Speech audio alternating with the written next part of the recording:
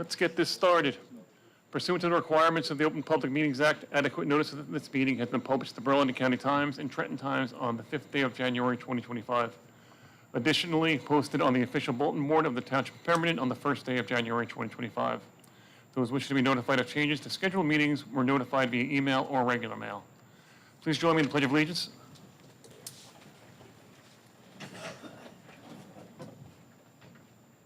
Pledge allegiance to the flag of the United States of America, and to the republic for which it stands, one nation, under God, indivisible, with liberty and justice for all.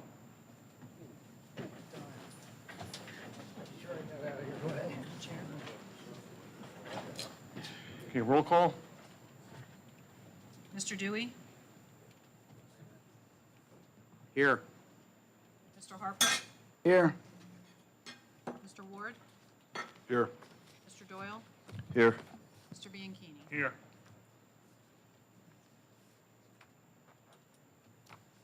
Okay, meeting call to order. Okay, we're going to a little change to the agenda. We're going to have Mr. Remza come up and give his presentation on the affordable housing plan. That is Resolution 203, 2025. The floor is yours. Good evening, Council and members of the public. Thank you for moving me up. I do have a conflict tonight. I really appreciate it. So I just want to mention a couple of things about what you're about to do tonight. First, I'd like to say that I think you should be proud of the members of the Affordable Housing Committee that you formed, also the municipal staff and professionals that contributed toward the preparation of that plan. They were significant contributions. Number two, I think you should be pleased that you're not only addressing your affordable housing obligation, you have 79 rehab units, which you will address through your rehabilitation program, and also what's called a prospective need of future units of 79. You're going to accomplish that by achieving total credits of 88 units. So you'll have a surplus of 11 units. And you're accomplishing that by existing zoning, so there's nothing you need to do. That's on the Greenberg farm. And also you're accomplishing that through the Browns Woods Apartments complex. Again, existing and nothing else that you have to do. Also, you should feel comfortable that by adopting and approving this plan and the accompanying documents, you'll be able to implement the Fair Share Plan. And implementation means you'll be able to actually implement your rehabilitation program. Also, you'll be able to spend the Affordable Housing Trust Fund monies that you've been collecting. Under the law, you have to have an approved plan to do that. So by doing that, you'll be able to accomplish that as well. And then finally, I want to say I really appreciate the opportunity to work on this project for you. So that's really the sum of it. There's quite a bit of analysis that went into the front end, which was a lot of data collection from the U.S. Census, which gives you a snapshot of the demographics, the jobs, and housing stock you have currently. And also, the Fair Share Plan is the actual policy plan that addresses those two items of how to address your prospective need and also addressing your rehabilitation. So I just wanted to say thank you for that opportunity, and I feel comfortable that going forward you'll be able to protect yourself from builder's remedy lawsuit. That's a good thing. We don't need any more lawsuits. Yes, that's the whole thing that under the law, if you go through this process, the goal is to achieve protection from builders' litigation. Because that's the stick in the law, the big hammer. So if there's any questions or anything from council, again, I'm here to respond.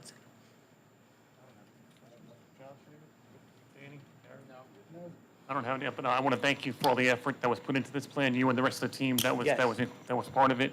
Yeah, we looking forward for implementation. Yes, absolutely. That'll be the next stage. Definitely. Well, thank you, Mark. Thank Appreciate you. it. Thanks, Mark. Thank you. Have a good evening. You as well.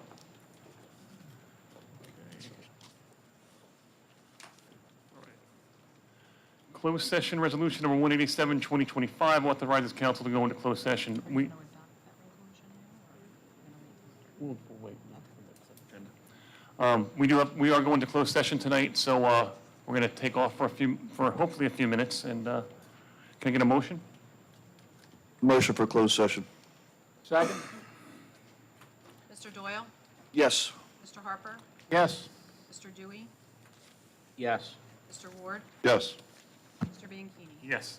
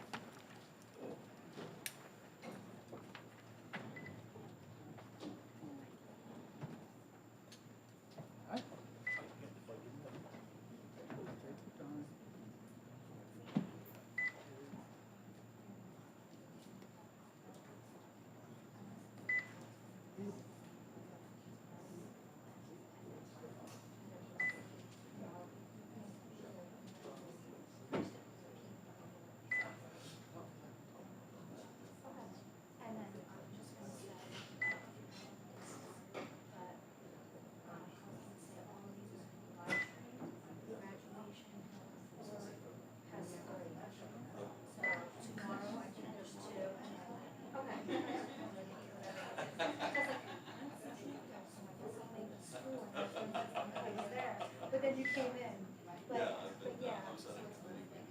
Oh, that's fine. So yeah, so I saved that and then I was gonna tell them about like today. Yeah, so you know, like you go first and say what you need to say and then. I normally wait till. Yeah. Oh, thing last time? Oh, yes. Oh, that's a good idea. We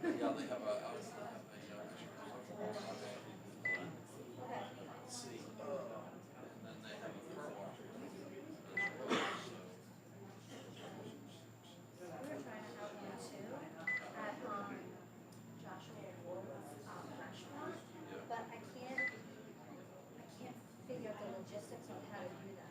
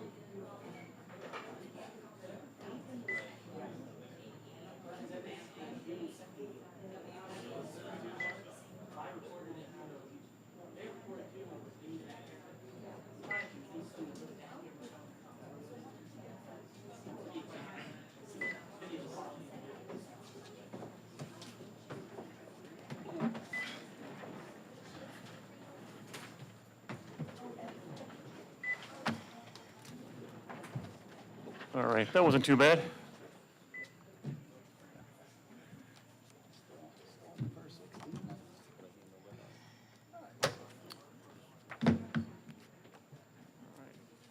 We have no formal action as necessary pursuant to the closed session. Next up, public comments. The council's intention is to preserve the level of respect, courtesy, and civility required to successfully conduct the public's business. In this regard, the council should be addressed during public participation as a collective body and not individual members. In order to respect the speaker's time, council members will not engage in a dialogue or debate with the speaker. However, council members should feel free to ask the speaker a question or questions once recognized by the council president for purposes of clarifications.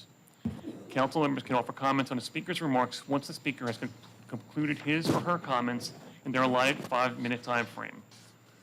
So the time frame is 5 minutes, and I would ask you all to respect that time limit as a courtesy to those that are waiting behind you to come and speak. Who's up? Shock. How you doing, Marty?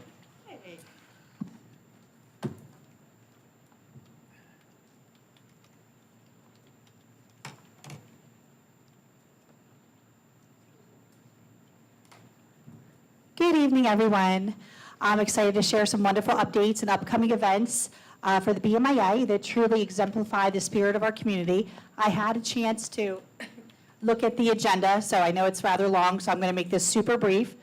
I want to celebrate the amazing success of our sock hop that was last Friday. We had an incredible turnout, and it was heartwarming to see so many familiar faces dancing and enjoying the festivities. I'm thrilled to announce that we'll be repeating that event next year, so be sure to look at our news and see when that is going to be. Next, I want to highlight our graduation luncheon. That's this Sunday at 2 p.m.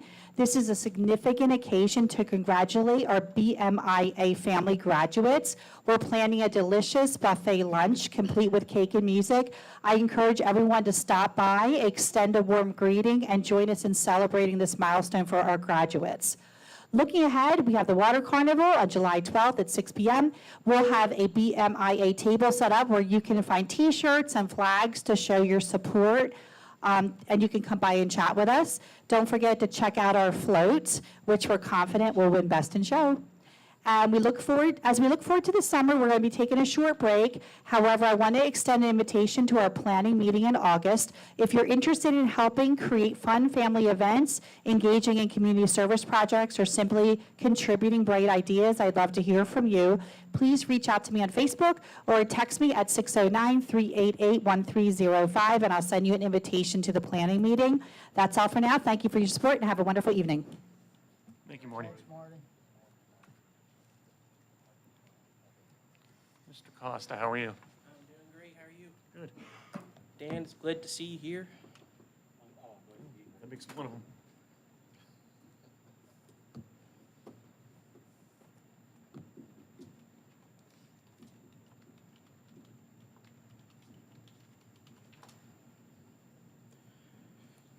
All right. I just wanted to speak on the resolutions. 190, 2025. I just want to know how much we are going to be waiving from the water, sewer, solid waste, and the real estate property taxes for lot 50 or block 553. Resolution 195, 2025. How much are we going to be giving Mr. O'Brien for contracts this year? Is it going to be the same as previous years? 44? Okay. And Resolution 198, 2025, I would like to know what are we amending in Resolution 26, 2025. Resolution 199, 2025, how much is the contract to environmental resolutions? Resolution 201, 2025, how much will we be getting from the grant to cover Phase 2 of the roadway improvements for Lakeshore Drive? 205, 2025, yes, yes, yes. I would like a 5-0 vote. That'd be very nice. That'd be a Christmas gift, a very early Christmas gift. For new business, Number two, I just have a question about the fireworks. I see that they're asking for $7,875. We don't get a credit for that, right, for the fireworks from last year? Because I know I spoke to the lady in the pink back there. We got a credit, that's what the price is after the credit. How much did we get for a credit? That, I don't know exactly without looking, but there was a credit from last year not having it, yes. Let's let Mr. Costa finish his questions and discussion, then we'll go back to the. And number five on the over 3,000, Perry, I think this one would be better answered by you since it involves the police. What is the evidence purge project and what does it do? And number 14, how much is the bill list? And could we please have the bill list put onto the township website? I would like to go home and take a look at what we're spending our money on and what bills are coming in, and I really would like to see that. I think that's another step towards transparency. And do we have an update on the speakers for the back of the room?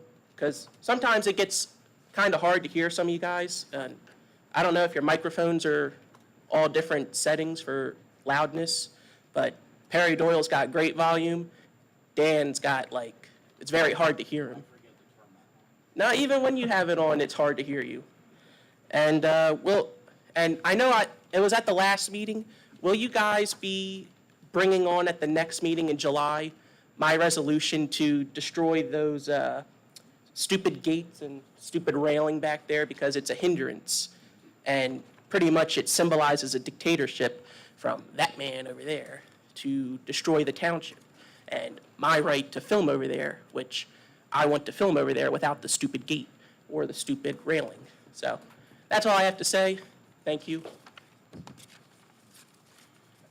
You make these meetings feel like they're on a Monday, Alex. I'm just kidding. Oh, man. So 190, so that's the old Sun Market, which is owned by the township. The township actually owned it as Sun's Market, they were moving out, I believe. So there were taxes on it that the township would have to pay. We're not going to pay taxes to ourselves. All right. Candace, do you know what the amount is for that? For the bill list or the grant? No, for the, for 190-2025, the outstanding water, sewer, solid waste, and property taxes for, No, that would No. be a tax collector. I can get you the amount for that, but it's not, we're not forgiving something that somebody owes us, it's ours anyway, Okay. okay? What else did you have? And then it was- 199-2025, Yeah. the professional services contract, Yeah, how much are we getting? I'm looking at you. We're spending $177,000. I'm not sure about the total grant, but I believe that there's about 70 grand left after that. But don't quote me on that. You can contact me tomorrow and I can get the grant amount. But the amount going to ERI is $177,000. All right. And 198, what are we amending in Resolution 26, 2025? We're removing special counsel that was appointed at the reorg meeting. Okay. Who was the special counsel? I can't pronounce these names, man. Oh, man. McManaman, Scotland, and somebody else. Okay. I'll get you the name. Was that it? I think we got all No, the it was questions, right? 201. How much are we getting from the grant for Phase 2 of the roadway improvements for Lakeshore Drive? I don't think we even know that No. yet, Alex. It's just to apply for the grant and see Do we know how much we're fu- applying for, or? I do not at this time, yeah. Yeah. I know it's just to fill out an application for a grant. That's all I've been told. All right. And you guys answered number 2 on the purchases over 3,000. Yeah. And when you had a question on the, Number 5 of Evidence over purge 3,000. project? Yeah. Okay, number 5 is down in our basement is where all the evidence is kept for all the cases, anything coming up, anything that's already been done, disposed of, so to speak. A lot of this stuff is not only evidence for local cases, but also for things that get moved up to the county that get bumped up in seriousness of nature. Every once in a while, you run out of room. So you have to call somebody in, they go downstairs with us, and there's an evidentiary process that has to be gone through. Some items can be disposed of, due to statute of limitations. Other things can be disposed of because the case is done. There's been no appeals. So now it's just sitting down there taking up room, and we could be putting new evidence down there. These things have to be disposed of. Some goes through paperwork through the county. Other stuff is just here through the township, needs to be returned to people sometimes. It requires an outside firm to come in and give a hand on getting rid of that stuff, and that's what these guys are going to do. They're going to help us purge our room so that we have room for future evidence. Okay? Okay, thank you. And how much is on the bill list? And do you guys plan on putting it on the website anytime soon? We could do that. Oh, thank you. Alex, for you, anything. Oh, Well, almost. Almost anything. Yeah. I have to clear with Danny first, but. And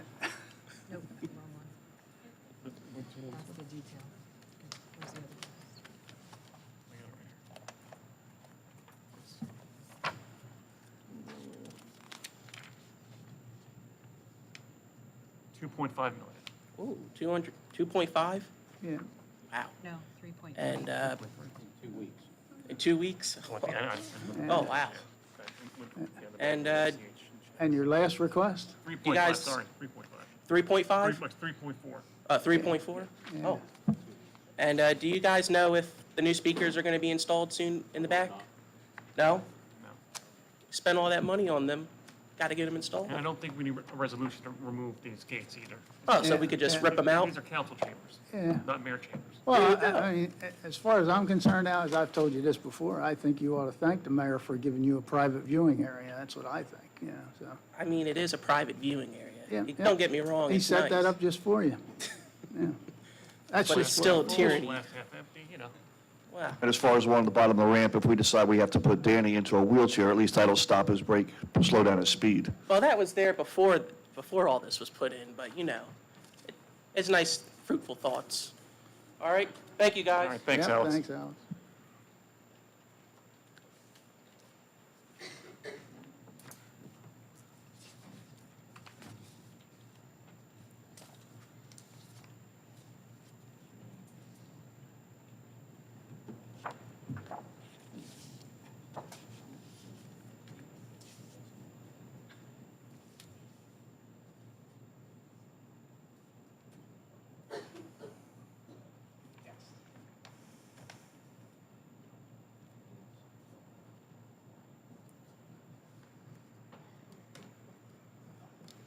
Hello to everybody. Good evening.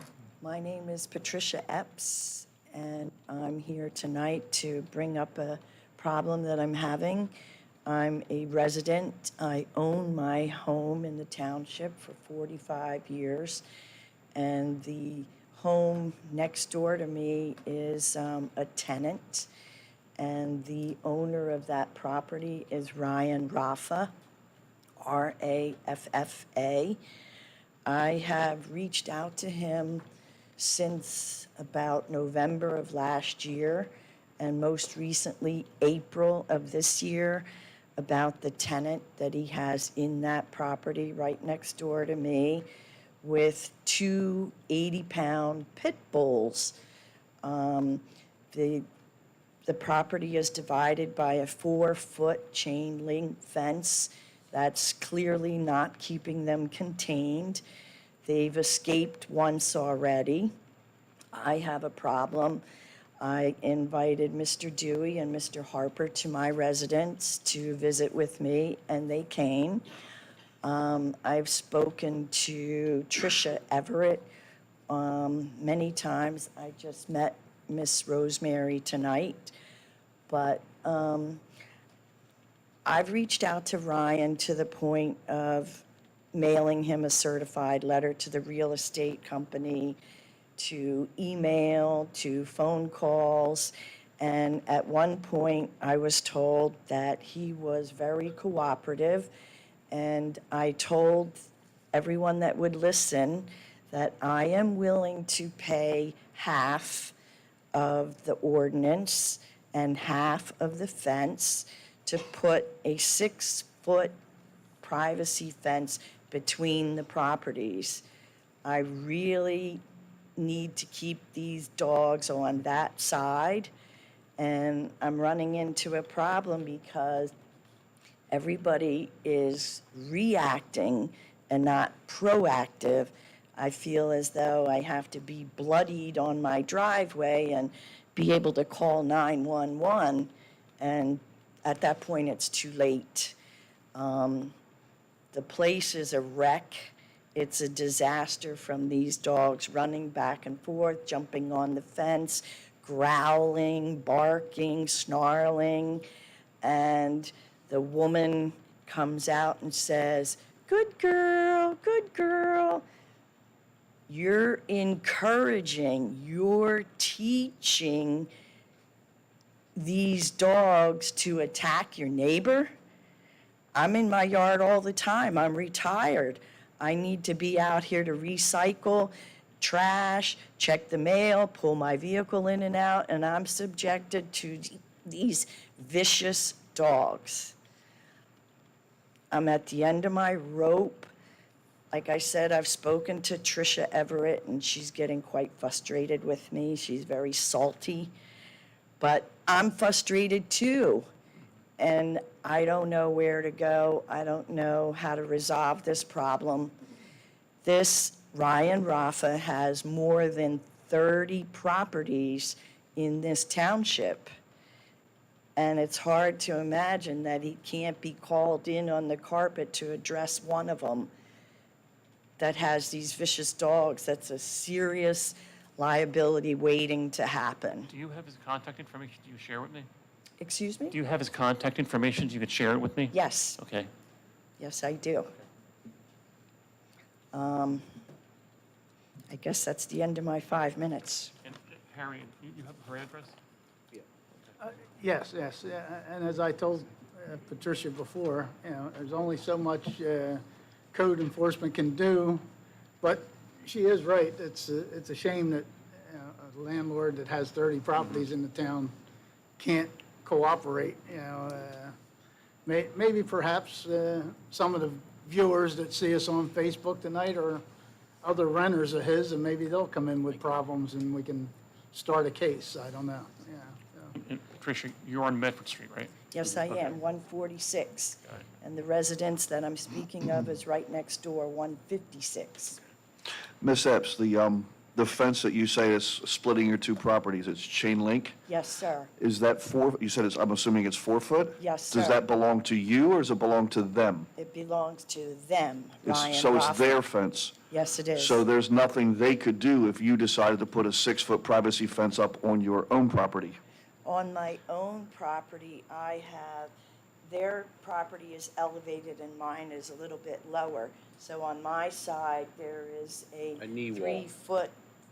3-foot bulkhead. So the fence has to go over there, but it has to be up a little bit.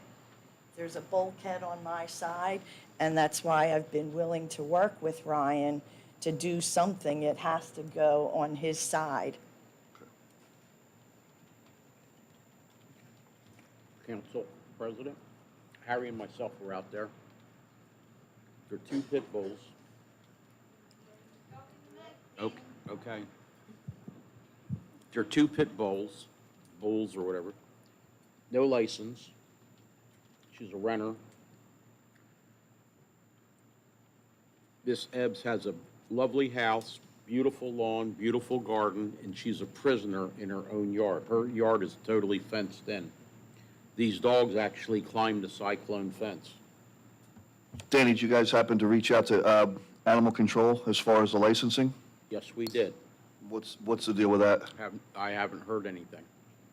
But If I remember, they did come in and get licenses. Oh, they Oh, they did? Okay. Yes. But they didn't at the time, and she's been there for 2 years. She parks her car in her driveway, so she has to, Medford Street, get out, open the gate, pull her vehicle in, and then shut it. Takes the trash out, same thing. These dogs are out there, they're screaming and hollering, want to attack her. It's, So when you talked to Mr. Rafa, did you speak about splitting the fence with him? Yes, I You did, okay. I Oh, You did. did. they have an agreement. She would pay 50 and let him pay, because they'd have to get a zoning permit because of the height of the fence. So she's willing, to do that and pay half the zoning and half for the fence. Well- And it's got to be a solid fence, Matt, because those dogs, they go right up the chain They link fence. climb. You know, climb right up, 6 you foot. know, and, you know, I don't blame her for being scared. Matt, or And when was the last time you spoke to him? I'm sorry. Sorry, when was the last time you spoke to him? I emailed him a couple of weeks ago. Did he respond? He's not responding to email or phone calls. I sent him a certified letter. He's just totally ghosting me. Okay. Well, what I'll do is tomorrow, I'll give him a call and have a discussion with him, just to get a feel. Can't make any promises, obviously. But like, at least I could talk to him and voice concerns from, from the governing body of the township saying, we're concerned for our resident. And she's willing to work with you to rectify the problem. And then I'll get your information, and I'll let you know what he says, and we'll take it from there. I'm really sorry you're going through this, though. That's not enjoyable whatsoever, so. And, I mean, I came to represent myself, of course, but when they go over that 4-foot fence in the front, there's the pizza man, the Amazon delivery, Yeah. the little girls going to the bus stop. It's a serious liability. Have those dogs bitten anybody? Have they attacked anybody?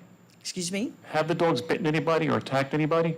They've escaped, but I'm not aware of them biting anyone Okay. thus far.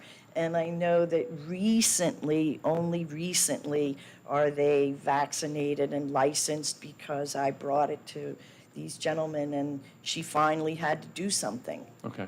So if I get bit, I won't have to have rabies shots. Well, let's hope that doesn't happen.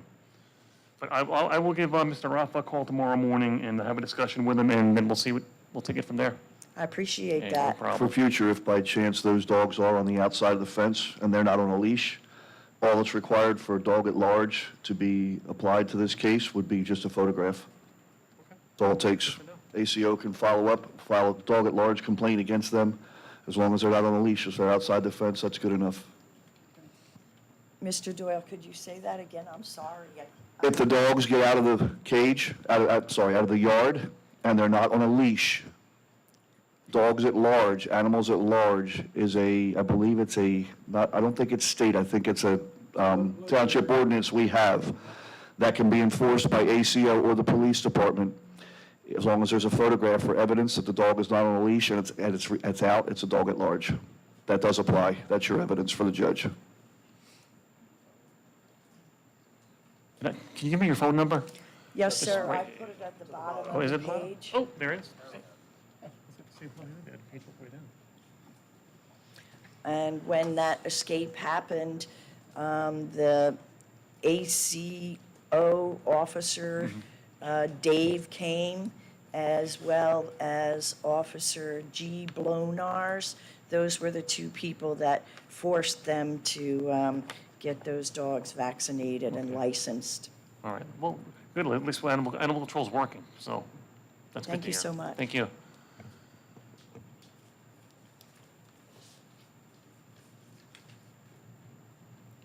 Anybody else? I'm sorry to disturb you guys. My name is Ellie. I'm from Ellie's Family Inc.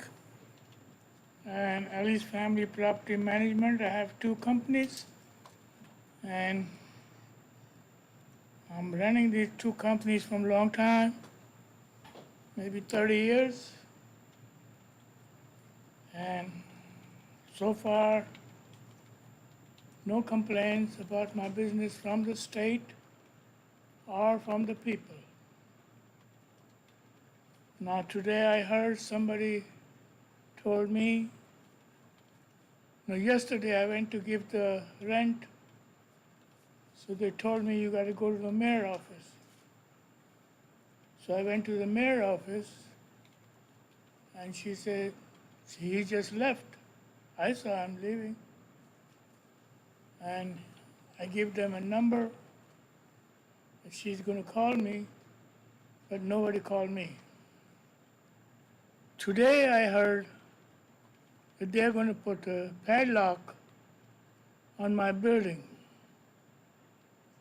Now, before they put the padlock, I want to tell you, there's about $400,000 equipment is in there. And you lock it up, my machines are going to have a mold. In 10 days, you will see a mold. Now, how long they're going to lock it up, I don't know, but I have no problem. I'm going to stand and see. They can lock it up.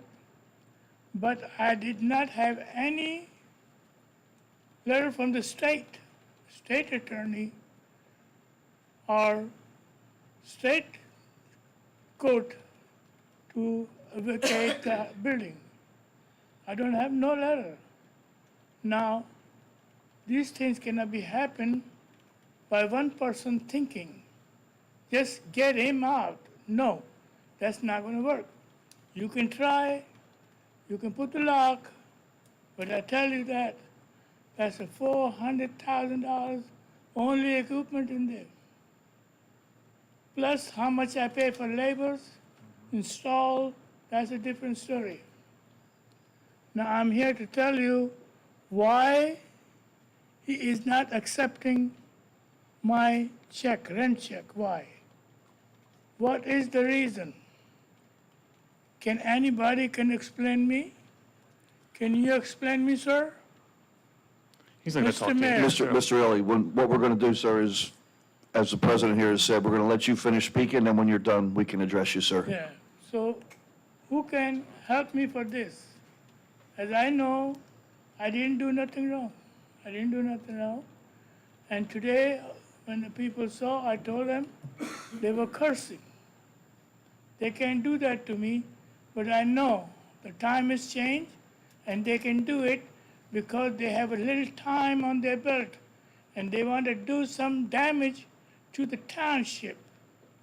Not to me. It never hurt me.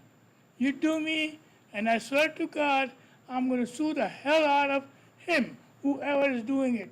Not you guys. I got nothing to do with you guys. But if somebody think he is better smart and he can fire even his own lawyer, he can do that. Until you have a court permission.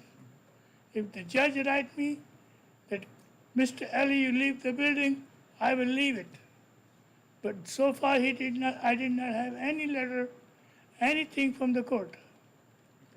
So I'm sitting there and I'm told, I'm listening to you, Mr. Lee. I'm listening to the solicitor about the whole lot thing.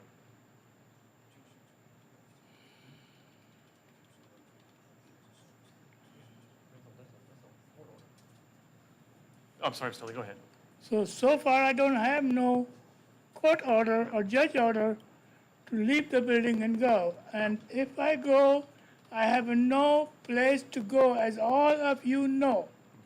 There is a building empty and the person is holding it for some purpose. He thinks he's the only one can do it. Now keep on doing it. I'm telling you, I'm here. I'm not a fighter. I'm not strong.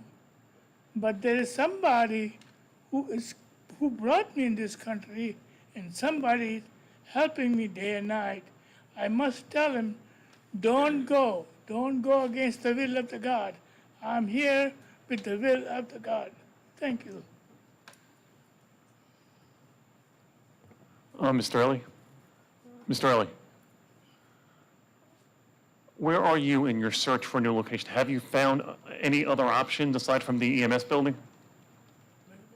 Have you found any other options to move to aside from the original building you looked at? I find two options. Mr. Early, would you be able to step back up, sir, and speak into the mic just so we get you on the record, please? Found two options, and I bid on the bank building, but the real estate told me you can buy, but because Mr. Mayor is in charge of approval of what you can do in this building, what you can, I said, you're not going to get permission for him. So I back up. 3 o'clock in the morning, I call him. I don't want to waste my money, block, because I had an offer for $300,000. Wait, so you bid on another location and you were told that you wouldn't be able to use that location for the use that you wanted to use it for the laundromat. I want to zoning. use it for laundry, but I'm told, I bid on a Rite Aid building for $300,000. And same story, that you're not gonna get approval for the laundromat. I bid in the PNC Bank on the corner with 2-acre land, and I offer $275,000, and it sold to 200,000. No, I offered 375 and sold to 270. Now, somebody's in there who's trying to stop me doing my business and hurting me day by day. I'm not a young man. I have a lot of health problems. Now, if he can think he can do it, he can do it. But there's a man up there. He is watching what he's doing, but nobody listens to the man up there in these days. Nobody. All the commotion, all the newspaper, everything in the newspaper, all gone in trash. Because he said, I'm going to put the padlock on your door. Nobody's gonna put a padlock on your door. The gentleman said. Well, if they do, I'll come cut it off. Without a court order, they're not putting a padlock on your door. And if they do, all 5 of us will go down there and cut it off. Don't worry about that. That's what I'm told. And he wants to do it today. Well, So some people are maybe just in the vile, right Mr. Ellie. time- Some people are just vile. I'm here to just let you know, I'm doing my job. I'm helping the customers with the lowest price. My laundromat has the lowest price. The people have big machines are running for $10, and I'm running for $7. We know you're standing in the community, Mr. Ellie, and the community's behind you, so. something Mr. will Ellie, give eventually. you keep speaking that you're just this little old man, and you made a threat a little while ago about you're going to sue. Well, there's one thing I learned in my 55 years. Even the smallest dog, you don't back them into a corner. What can I do if somebody kick me out, throw me out, tear up my machineries? They're very expensive. I have no other way to recover, though it's not my way. Being a Christian, it's not my way. To sue anybody, I don't do that. Maybe you If somebody should. think he can do it, let's see who can do it, who do better, who do the better job. Yeah. Thank you. All right, Mr. Ellie, Call Mr., what's his name? Mr. Ward? Yeah, Ward, in the morning that he don't want to accept my check.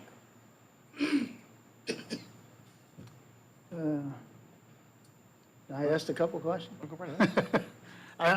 My questions are directed to Mayor. I don't know if he'll answer or not, but did we stop accepting his rent money? Is that correct, sir? I believe you're all aware that we've sent not one but 2 eviction notices to the tenants of 100 Pemberton Browns Mills Rose. The latest one had a date of 1 June. So we have no contract, no lease, no written agreement for any tenants in that facility. If we accept a rent check, that means we agree to them staying in there, and we've served them with an eviction notice. We do not agree with them staying in there. We have a development that's going to go in there, and we need to get moving with that development. And this, I don't know who told Mr. Ellie I had plans to put a padlock on the building. Sir, that's a lie. I'm just going to tell you right now, that's a lie. Sir- I've never said that. I don't know where Sir, that's coming from.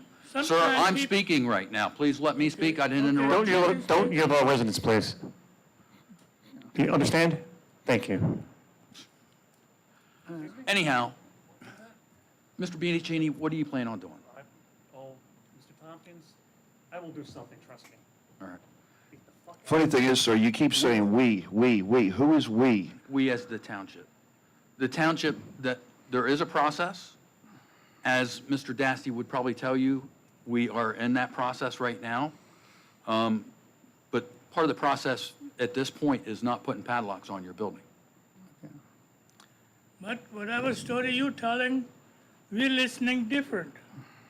Mr. Ellie, Because he's lying to you. He's You've been lying. threatening me through the real estate that I he's never gonna said Mr. throw Ellie you was lying. out. Mayor, you're a liar, everybody knows you are. You are a vile human being. Mr. Ellie, I believe the president of the council here just told you if there's a lock on the door, make a phone call. We'll be down. And get a lawyer and sue. Sue, sue, and sue. My lawyer's working, but he's not a little lawyer where he can pick up one person. He got many, many, many, many customers. And he's not in this town too. So we called, my daughter called him, and we text him, the whole story, that I'm gonna have a padlock on my building. But So the one I'm thing we know about your business is we're a military town, okay? And the services you provide are to our military. You're a need. You're not just a want here as far as a business, you're a necessity. I'm providing services for military. I'm doing wash and fold for the school, college, football games with the cheaper prices. You can ask them how cheaper my prices are. You can call the college. You can call the college, both school, they will tell you.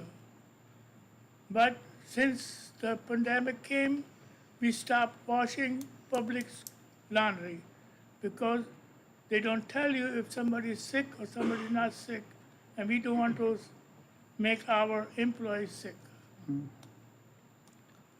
Well, the good thing we have about tonight, sir, is the mayor did make a statement publicly on the record that he is not putting a lock on your door. So you do have that. That's a good thing. Thank you. If you don't mind, I got a couple more questions. I know you said we've been working on a month-to-month lease with, when was the last time there was actually a lease agreement with any of the tenants there? Do you know, Mayor? My understanding, and I haven't seen it, is the last lease agreement was with Mr. Berardi. Okay, so that goes back a ways then, yeah. All right, yeah, so, you know, he had no way, I mean, I know he's got an eviction notice and all, but until he showed up and went to pay his rent and was told that we weren't accepting it, you know, he had no idea that we were gonna stop doing this because he's been doing it for years. And then I believe he was told to come talk to you. Did you try to reach back out to him since you weren't in when he stopped by, you know? See, Mr. Mayor, I have a two-way to go.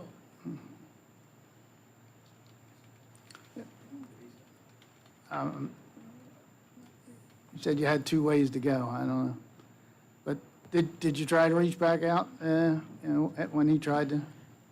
I believe it was a late lunch yesterday, and that's where I was going, was lunch. When Yeah. I got back, I had other things I was doing, I was prioritizing, and I did not call him back. All right, yeah, that's all the questions I have for now. Yeah, it just doesn't seem right, you know. I saw a copy of the latest eviction notice, but, you know, and I read in there, you know, I think the first page was must have been a misprint because I know when he got his first notice, and it was less than 30 days' notice when he got his first notice, you know, but it's not what was written in the latest paper, so some things can be misprinted, yeah. Just, Mr. Ellie, we're going to keep doing the best we can for you, you know. We're not saying we're going to solve this problem anytime soon, but, you know, what the other councilman said, get your lawyer working on it, you know, because we can only Thank you do for so that. much to help Thank you. I really appreciate for the council.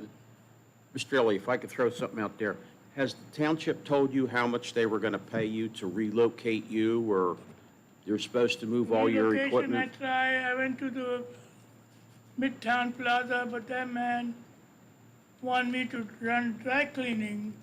He took everything for the old businessman.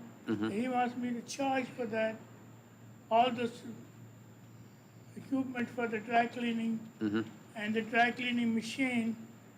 That's a contamination. Right. First No, thing is a contamination. My question was, Second thing is, I don't know how to do the dry cleaning. I don't know how to sit down and stitch people's clothes. Then rent for $300,000, $3,000, I can afford it. but my question was, what was the agreement that the township made with you when it was time to move your equipment and help you relocate? I want to relocate it. I'm not happy up there because I'm losing customer. Since this came out, and my daughter put a sign, if we get locked up, you guys come to the Pemberton Borough, and we have machine 24 hours, we will open it.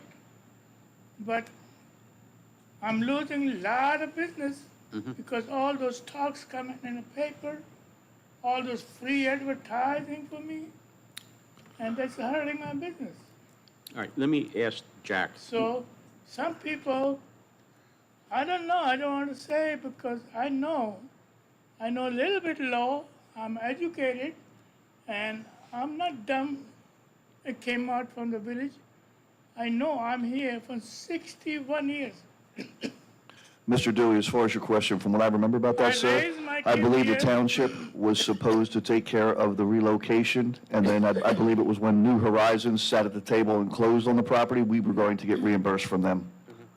I cannot afford more than $2,000 rent because my laundromat is cheaper, and water bill is so high. I'm in that building.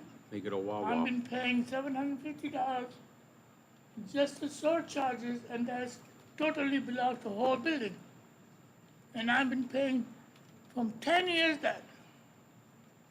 700, I want to see, is ever township pay surcharges of that building? That's me. I'm paying for whole building. 750 times 4 is $25,000, $2,500. I can't afford it, but I'm doing it. I'm trying to do it, but still, my water bill, now, since I complained about it, it's gone down. I don't know why, but it went down. So I don't know, I'm here, and all these talks are going in the paper, newspaper, and somebody's getting a big grant for him. He's advertising, we're advertising for the mayor. Nobody's advertising for me, or he's doing this, he's doing that. But does he have a right to do all those things, harass the people of the town? He is harassing people. He don't understand that part. He is harassing because he say, I am the mayor. So it's mean you got a kiss. If you don't do this, you out of the door. Now, I'm not one of them. I'm a believer. I bow only God, not him. He can throw my stuff out. Anytime I would stand and see. But he think he's going to make it up? No. Thank you, all of you.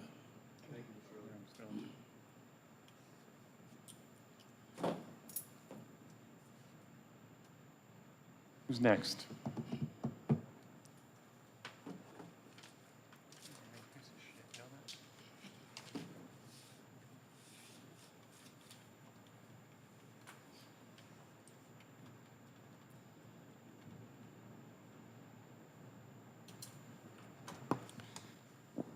At Guthrie, 317 Birmingham Road. I just have a question about 3 ordinances, or not ordinances, resolution. The 196-2025, looks like we're going to hire an employee as part of the UEZ program. Is that going to get paid through the UEZ, or is that going to come out of taxpayer money? I mean, I know my hopes has always been to get rid of the UEZ. You know, is it going to be a part-time job or just like until the UEZ is dissolved? The other resolution I was wondering about was 197-2025. It talks about shared service agreement for inspections of stormwater facilities. I'm just curious about what stormwater facilities is that we have. Because we already know that we have stormwater issues out in Birmingham. Then 198-2025, The special counsel, I know Alex had asked about that. I was just wondering what this special counsel is for. I know you guys might have said it, but once again, y'all mumbling. And then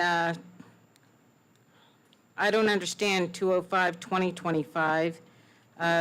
One of the jobs that I had was payroll, and usually with government positions, you earn annual vacation time and sick time, and it gets put through the payroll process.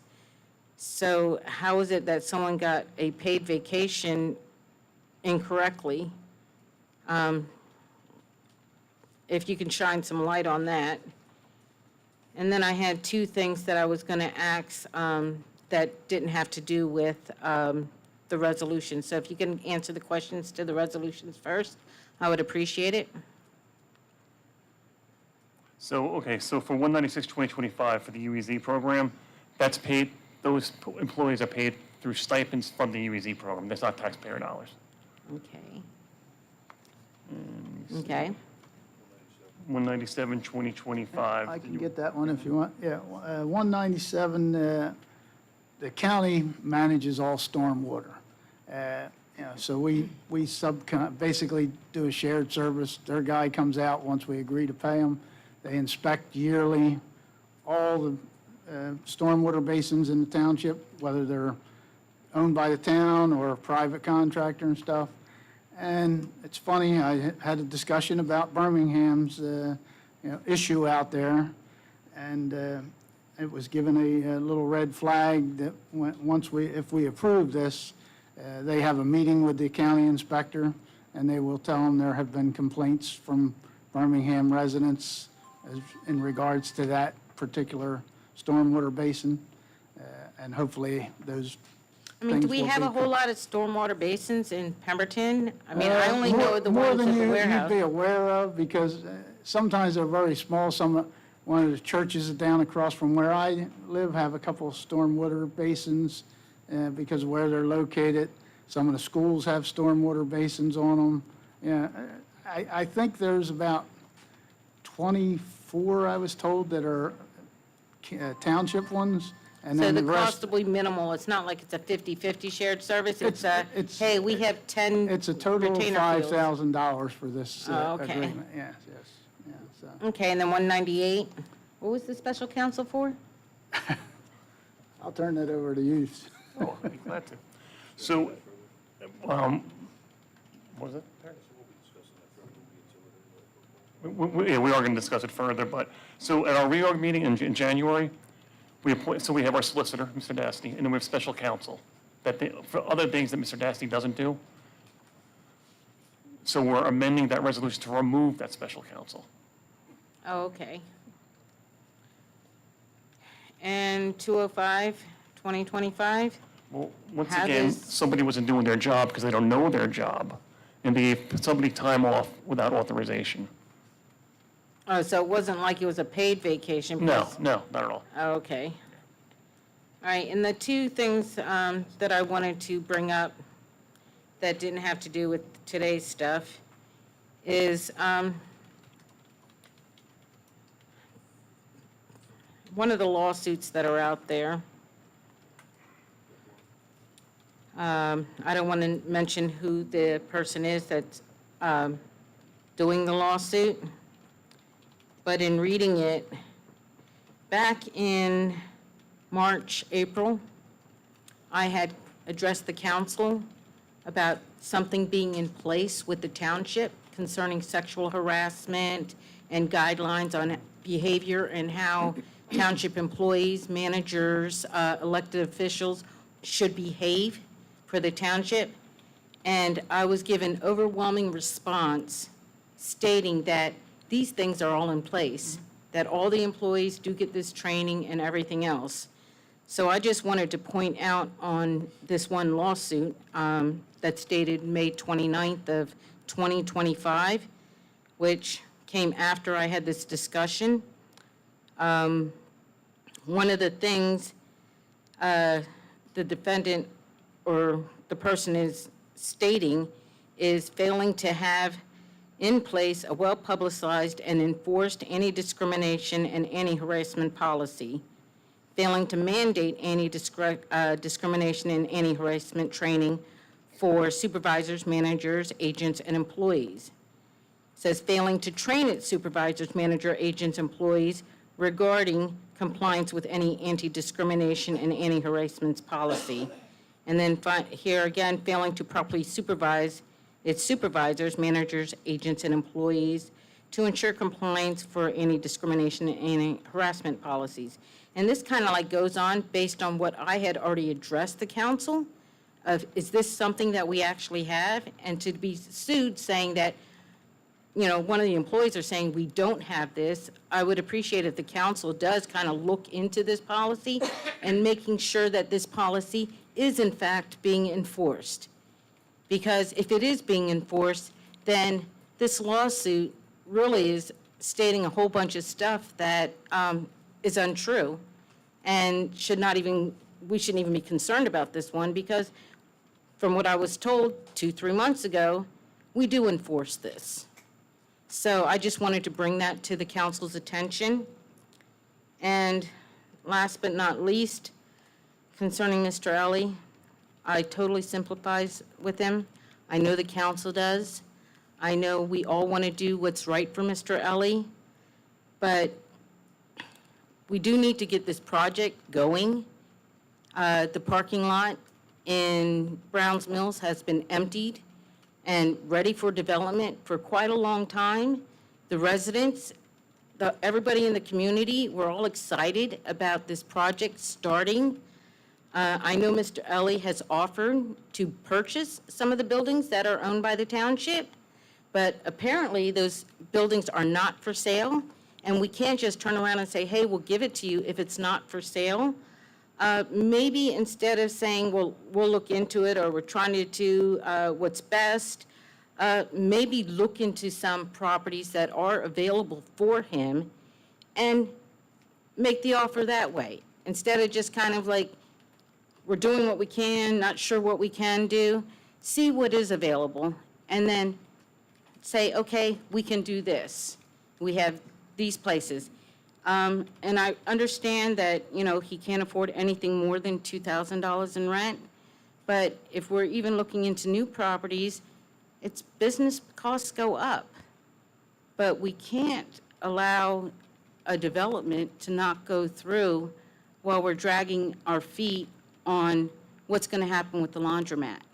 So someone needs to make a decision sooner or later and look into this, and maybe if the mayor can see, okay, we're not going to do the firehouse or whatever rescue building, see what is available, offer it, and, you know, Mr. Ollie's going to make the decision, utilize one of those areas, because what's going to eventually happen is he's been told that he has to go. Something's got to happen with this stuff. So, I mean, and it's got to be something coordinated with the township and Mr. Ellie, so we don't have another lawsuit. We don't want any more lawsuits. We don't want to encourage anyone to sue the township, because this is not helping the residents of Pemberton. This is going to cost us tax dollars and raise our taxes already with all these lawsuits that are out there. So I would like you to take that into consideration and like think more logically and try not to be angry. You know? We got to be professional. And it's so wonderful seeing you over there, Mr. Ward. But thank you very much. Thanks, Pat.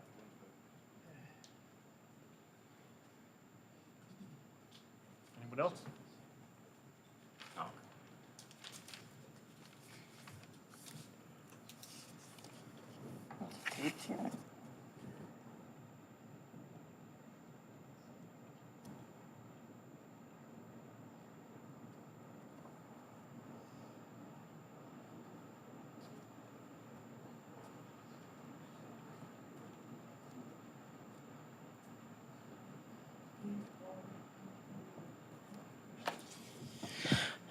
Good evening, council. Eric Hess, 119 Sunset Street.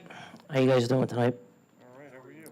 I'm good. A couple questions. We know when the road project's going to be done, by any chance? Because, I mean, that is the main artery to the town, getting in and out.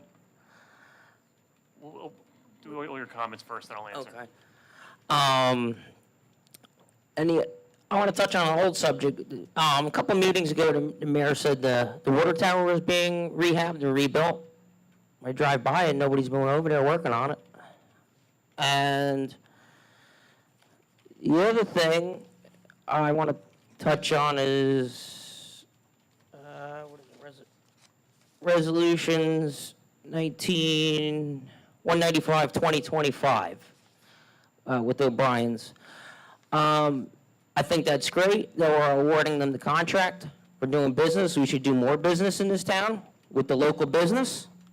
But if we're not going to do business with O'Briens or any of them, then why award them the contracts if we're not going to do business for them? I mean, for the hardware store, like Mr. Dewey said a while ago, we can get everything we need in the town. All the auto parts we can get in the town. Why are we going an hour to Lowe's to buy a sheet of plywood? It costs more in fuel to go to Lowe's and then to come back. The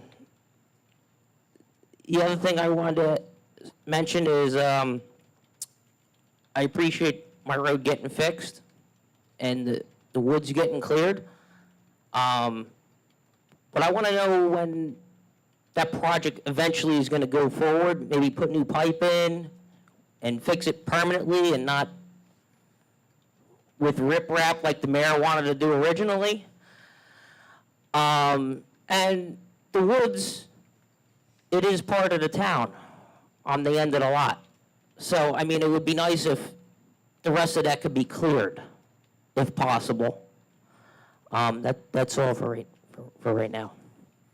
All right. So for PBM Road, I know they had to order some additional guardrail. They were waiting on that, and I was told by Mr. McNaughton that they should be done by the end of this month. Okay. That they were waiting, and there was a lot of bad weather we had over the last few weeks. Yeah. So there were a lot of holdups. Right. The water tower, I have no idea. You have to ask that guy over there. And O'Brien's, we contract with them every year. And they are used. I can't give you an answer on why we use other places, but we use O'Brien's. Okay. All right. What was your last question? About your road? About your road. I think I can take got that. The last time when you were here, I told you, Yeah, it's still draining properly? it's still good. It's still Okay, good. Well, that's what's going to be done. That's, as long as it's draining That's gonna- properly, that's the extent of the work. They feel that's sufficient. As far as the woods, they cleaned it up some, but they're not going to clear the woods because we are in the pine lands. We, need to have the Right. trees there and stuff like that. But they did clean it up, I'm correct, right? Because I was over there not too long ago. Yes, it did get cleaned up a little bit, Yeah, but I mean, yeah. it's eventually growing back though, so eventually it's gonna have to be done again. Well, So, I mean, and- yeah, we'll get another 10 years out of it maybe, but Yeah, as I hope. long as that drainage is working, that's what they're going. As long as the woods don't burn down before that with all these wildfires. We do live in the pine lands, so, be careful with your fireworks over there, yeah. There was one more thing, since we've been having a lot of fires, obviously the town can't afford all these lawsuits, which it's hurting everybody. And on the subject of the new building that's supposed to be being developed, it's great, terrific, but,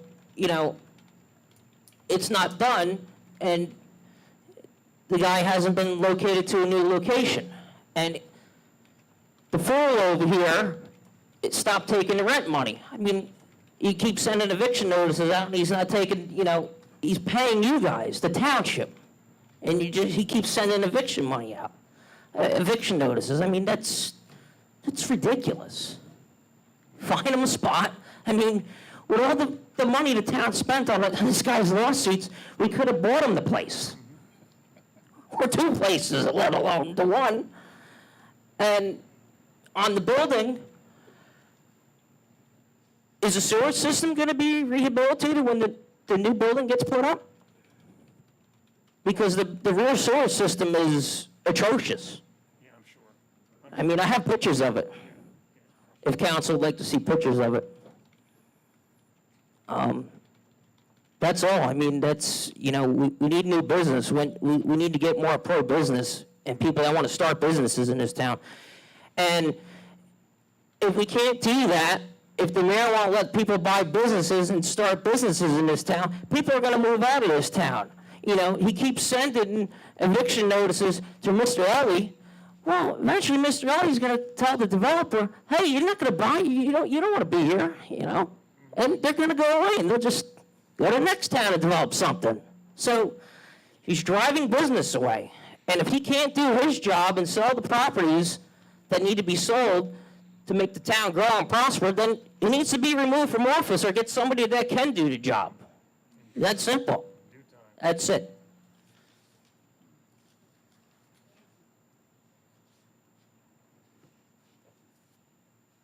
Sir, how are you? Good, how's it going? Wonderful.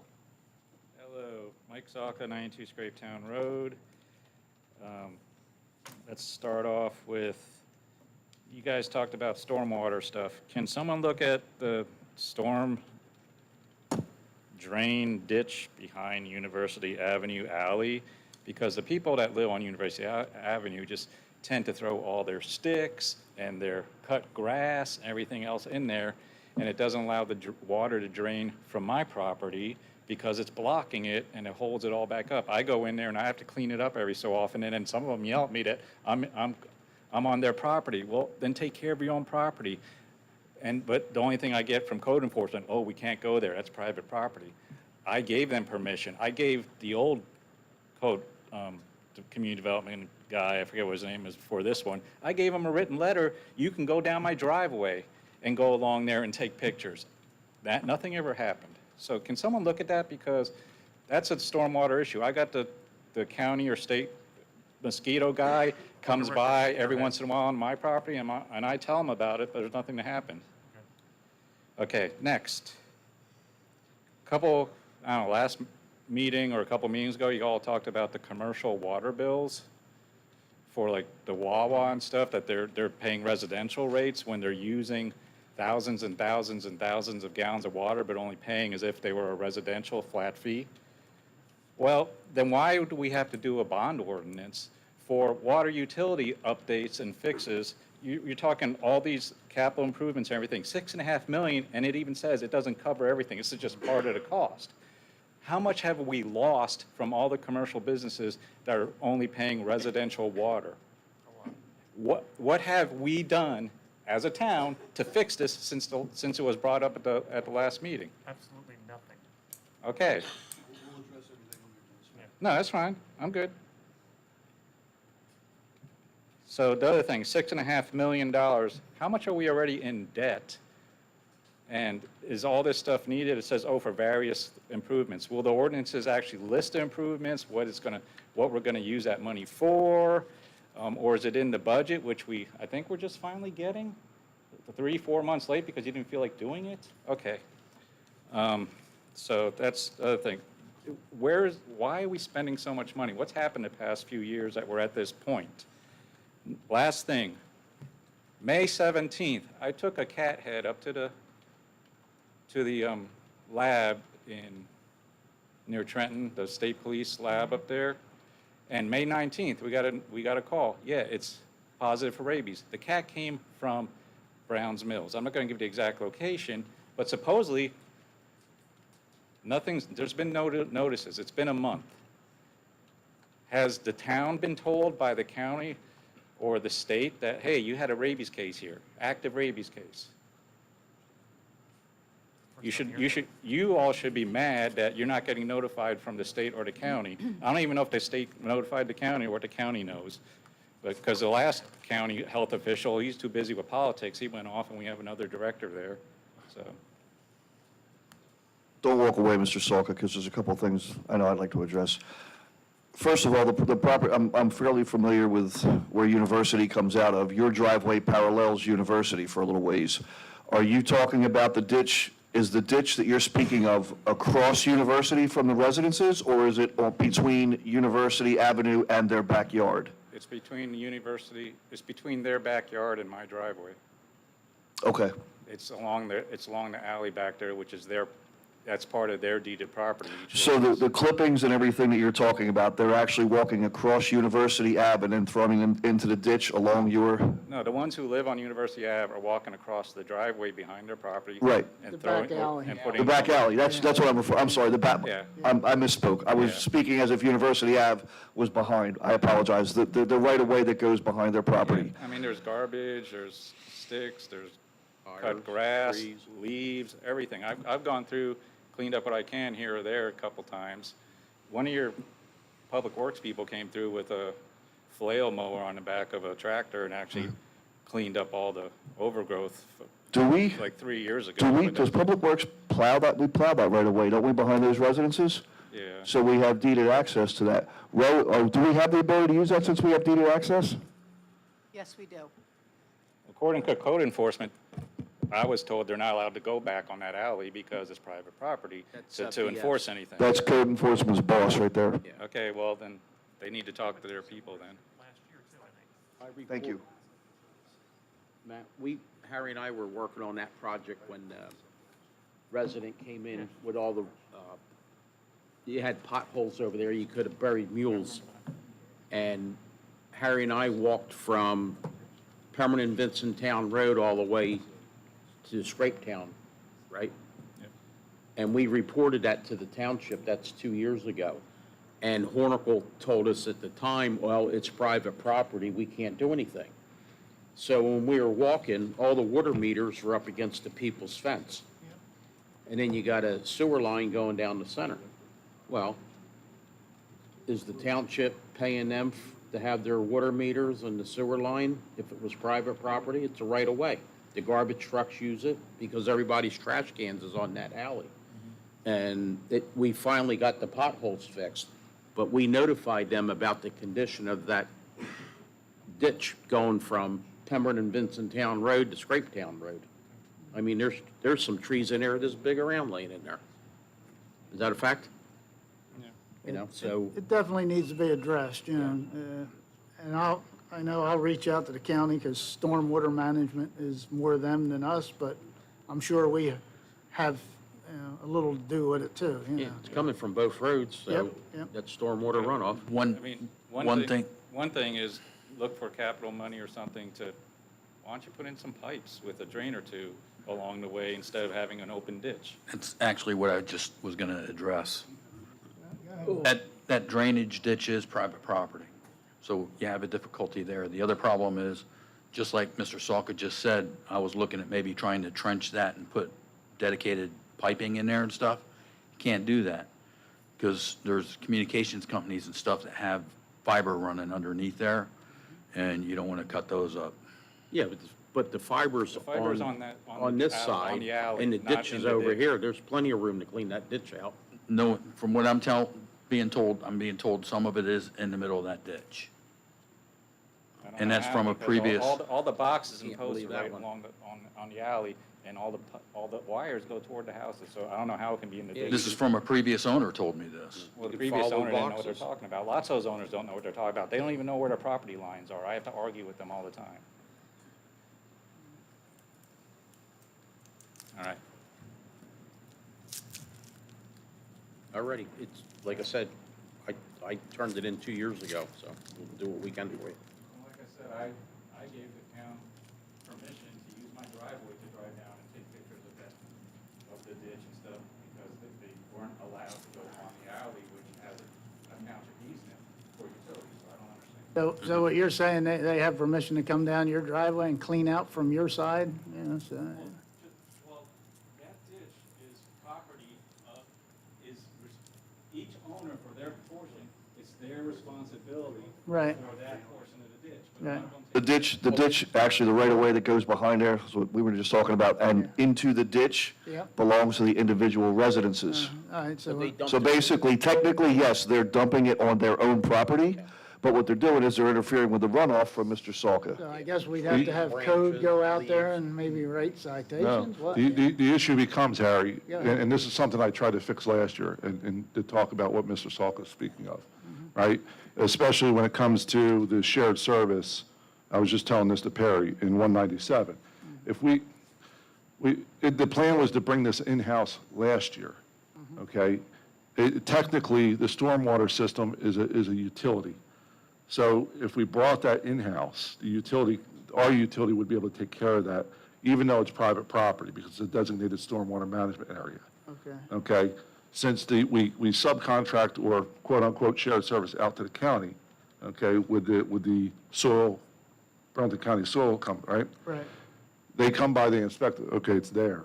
Okay, but because of the way the contracts were made, when University of Park Apartments and Lake Valley Acres was built, okay, under the tenant agreements, it falls under private property. Mr. Salka is right in that, and everybody is aware of that. There is utilities that run under those alleyways. Mr. Dewey is correct. Yeah.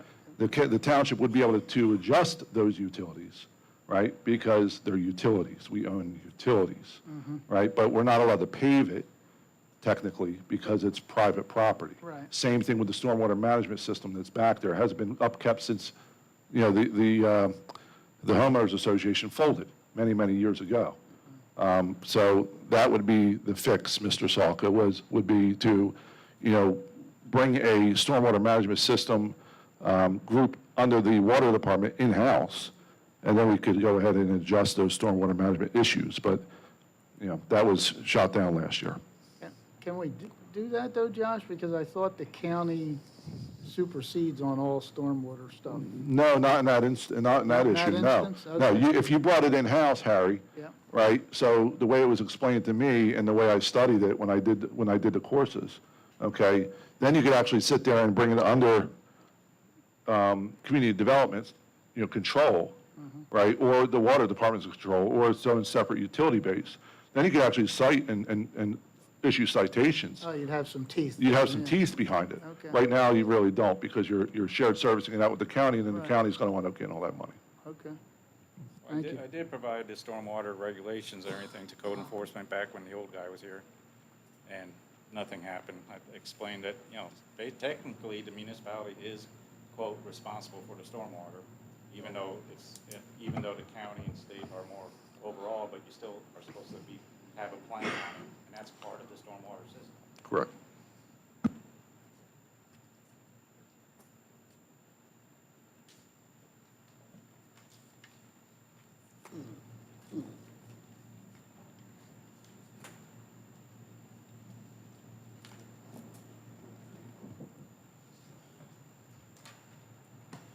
Good evening, everybody in general. Good morning, America. Good afternoon.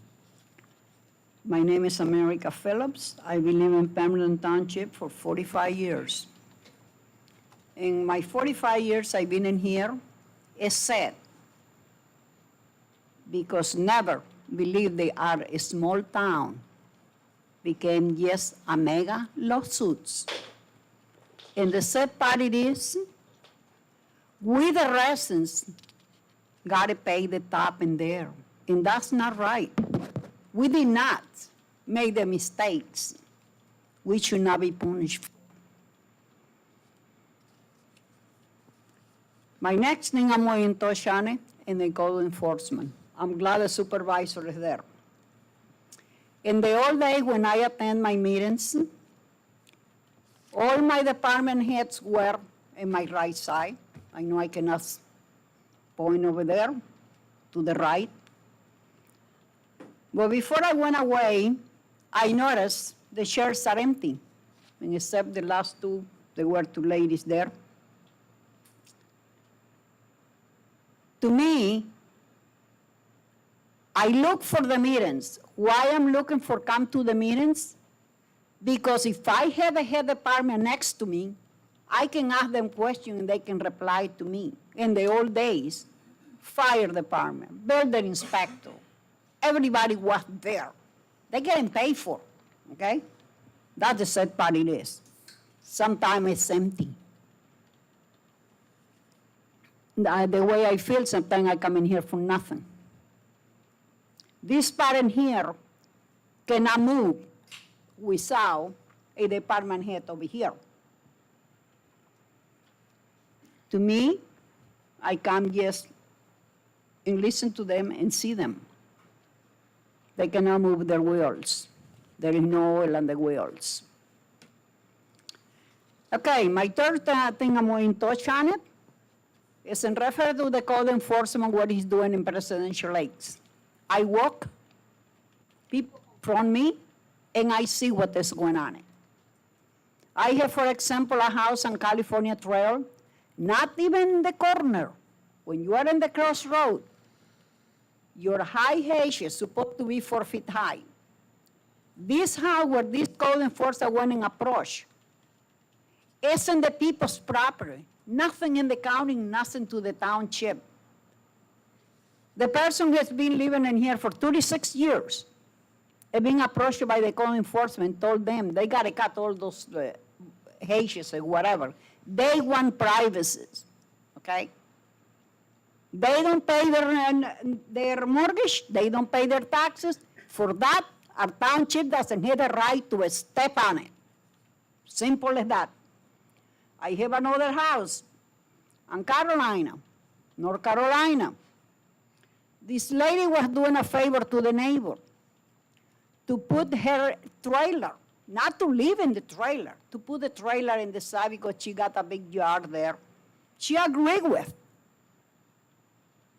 One day I passed by, code enforcement is sitting. I already know what he was doing. When I went home, I called her. I said, get ready because you ain't get a summon in the mail.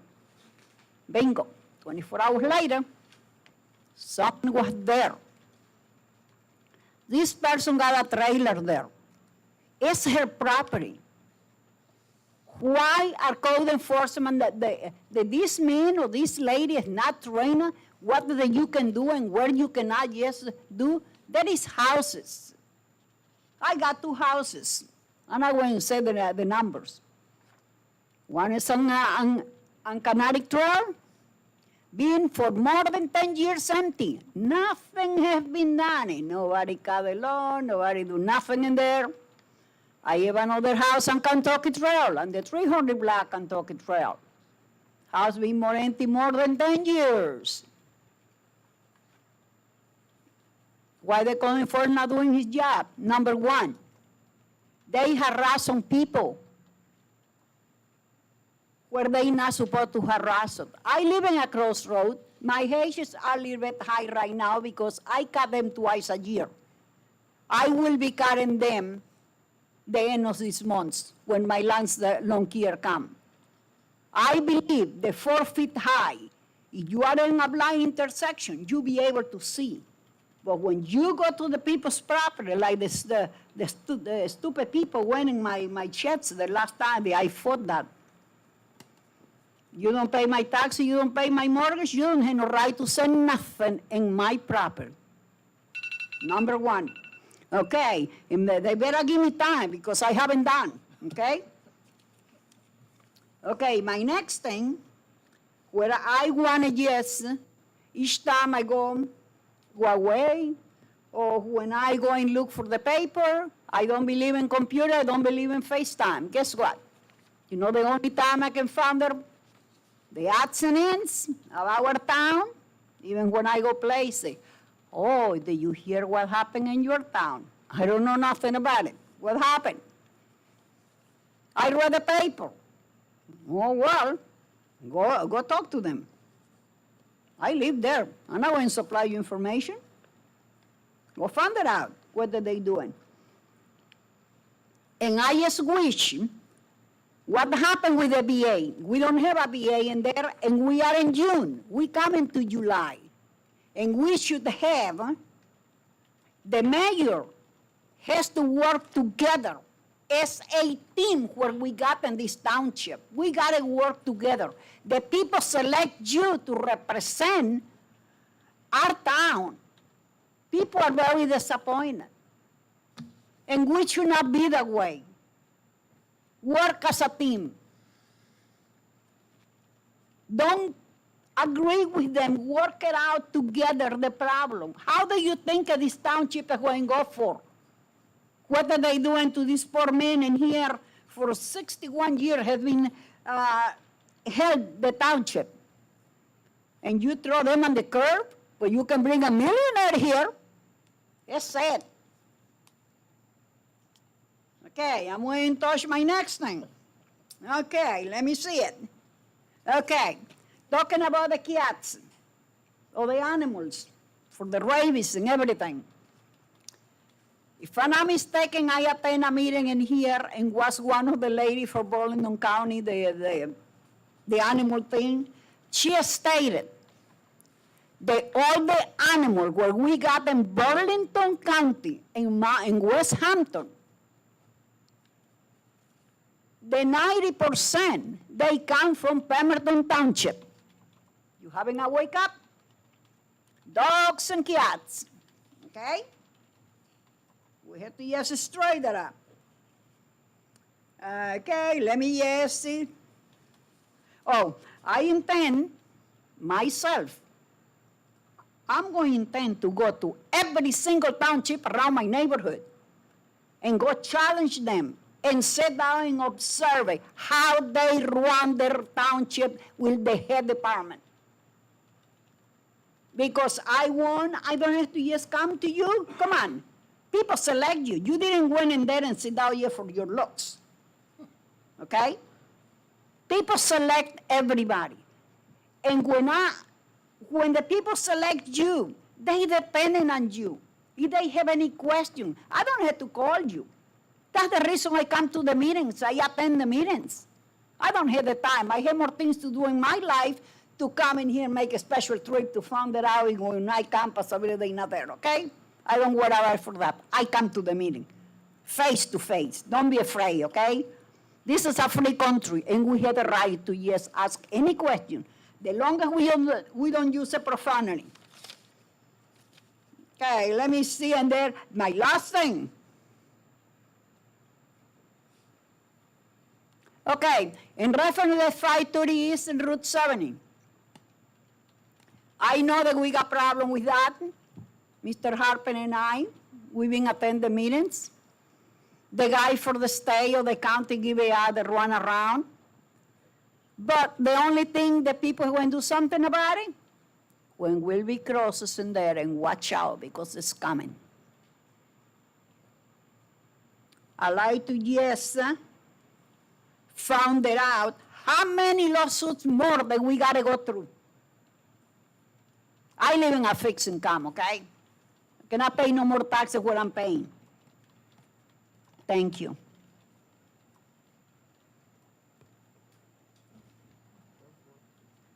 Matt, can I ask a question? I don't know where I was on a Zoom meeting, and a gentleman came in, had a card about taking care of the cats in the community. Yes, there was. When that gentleman handed me the card, I was under the understanding it was all volunteer and there would be no cost to the township after the stuff was sent off to the solicitor and the police chief. That was actually would have been a cost to the township. We're currently looking at the other program that is done with the Friends of the Burlington County Animal Shelter, and I did speak to the animal shelter, and they coordinate with them, and that is free to the township other than the coordination with our cost of the animal control officers. This town definitely has a cat problem. Yes. I did have that ordinance reviewed by the animal control officers. There's some questions. We're working through them, and there will be something coming to council. I'm hoping the next meeting, but I'll tell you, with Pemberton Browns Mills Road closed, if I'm coming home 10 o'clock at night when you get to Don's Garage, there's 20 cats sound asleep on the road. I mean, I didn't run any, I stopped and, but they were, because I guess the heat from the road, but they were stretched right out asleep on the road. I've seen it 3 times. I mean, there's definitely a cat problem in this town. Mrs. Phillips, did you hear what Amy said up here? That she has something in the works that she's working on with the county? Hopefully she'll have something at the next meeting for us to discuss. You're welcome.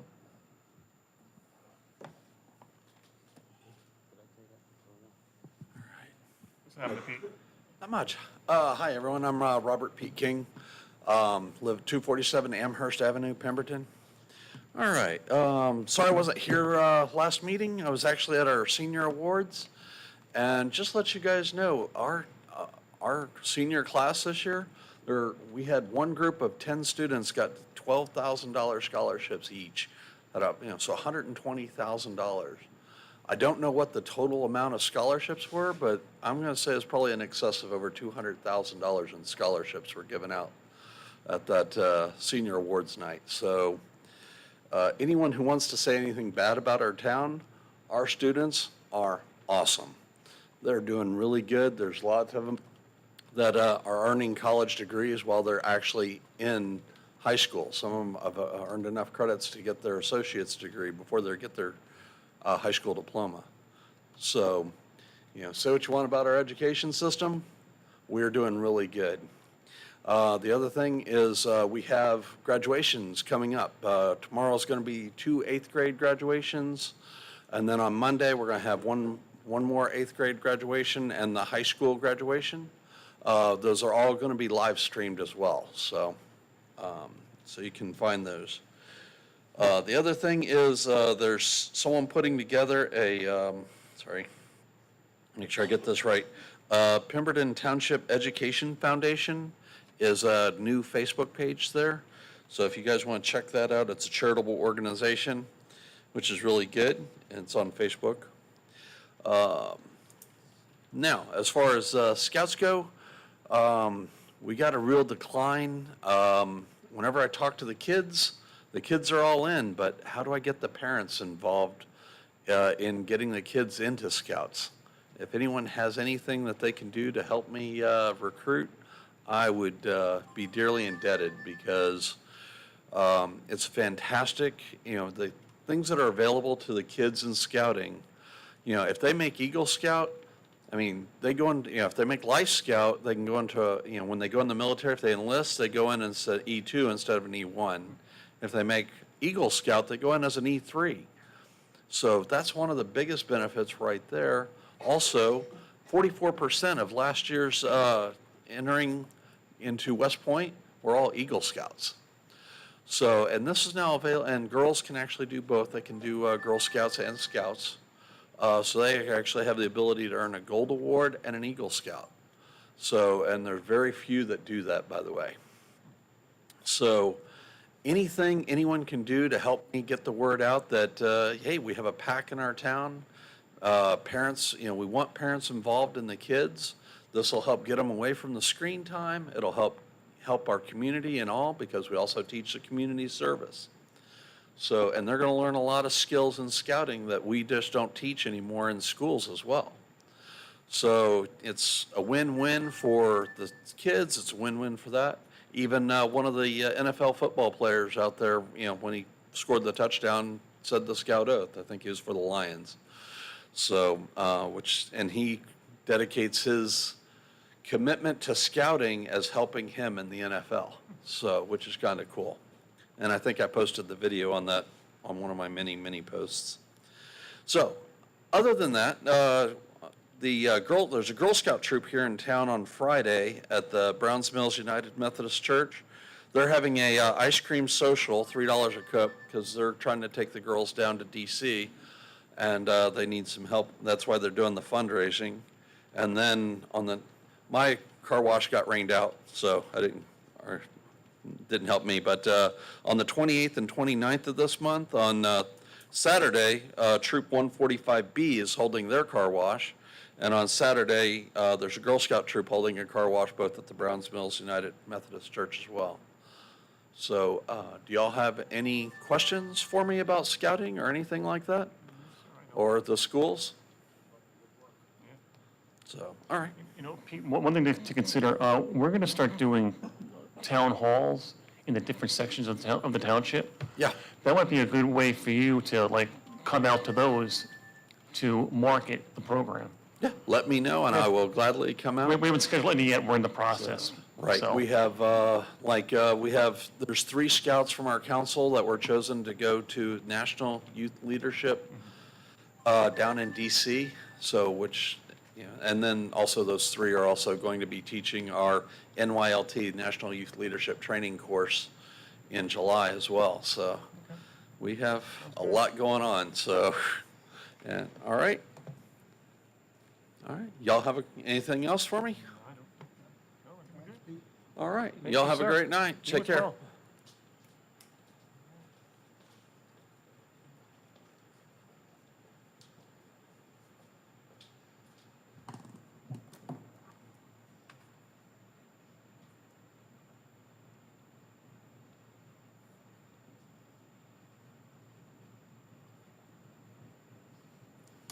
Hi, good evening. My name is Justine Miller. I live at 311 Shoshone Trail. I just wanted to touch base today on, I work at the high school, and the class of 2025 went over to the Pemberton Township Early Childhood Development Center, the PECEC, our preschool. This is the first graduating class when that building was built. So it was very special. All of the seniors went over this morning. If you look, we have a Facebook page. It is called Pemberton Township High School. All of the photos and the videos are there. The students arrived this morning, and the teachers and the preschoolers clapped for them, cheered for them. They went through the halls. They got to see all of their preschool teachers from when they were there. They also had printed their preschool picture that they all carried with them on sticks as they walked around. And then they did this really cute thing that was called leveling up. So they had preschoolers go in one door, and then the high schoolers come out of the other one. So it looked like they were going in and like as preschoolers and then coming out as graduates. It was very special. It was very nice. I know that Pete just mentioned it, but our graduation ceremony will be live streamed Monday night at 6 p.m. And they've done some incredible things this year. Like he mentioned, we did have over $200,000 in scholarships. We had our baseball team go to states. We have a couple of track players that went to states that will continue next year. The kids there are really doing great things for Pemberton, for themselves. It's a great class this year. I'm new to the building, so I just wanted you to know that happened this morning, and that was our first graduating class of PECEC. Thank you. Thank you, Justine. Anyone else?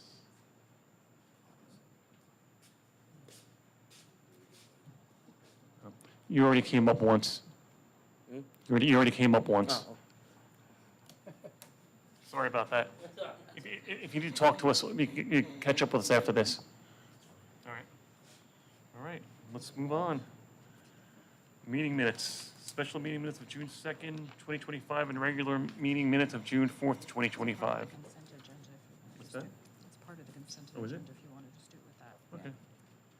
All right, that's part of the consent agenda. Take care, Mr. Allen. Have a good night, Mr. Ellie.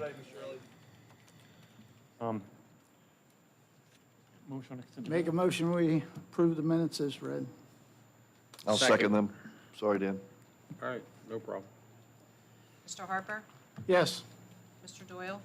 Yes. Mr. Ward?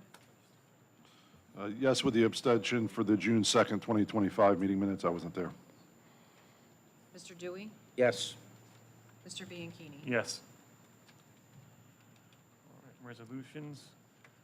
We are allowed to do some consent agenda. Do we have a motion on that?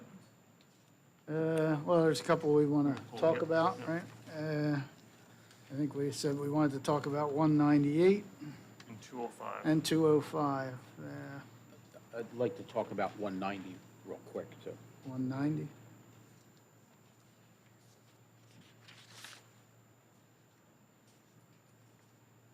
we have a motion? Motion to approve the resolutions as amended. Second. Mr. Harper? Yes. Mr. Doyle? Yes. Mr. Ward? Yes. Mr. Dewey? Yes. Mr. Bianchini? Yes.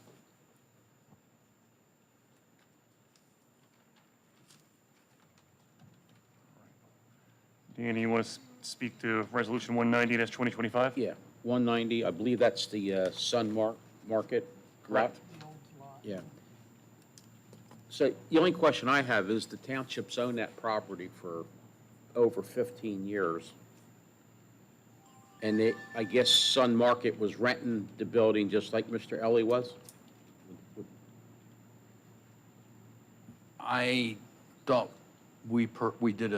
I thought they did some kind of property switch or something. I don't think we own that property until, No, the Okay, shopping then- center where Sun Market was, the little building that just got torn down last year, the townships owned that property for over 15 years. I don't think the township owns Sun Market property.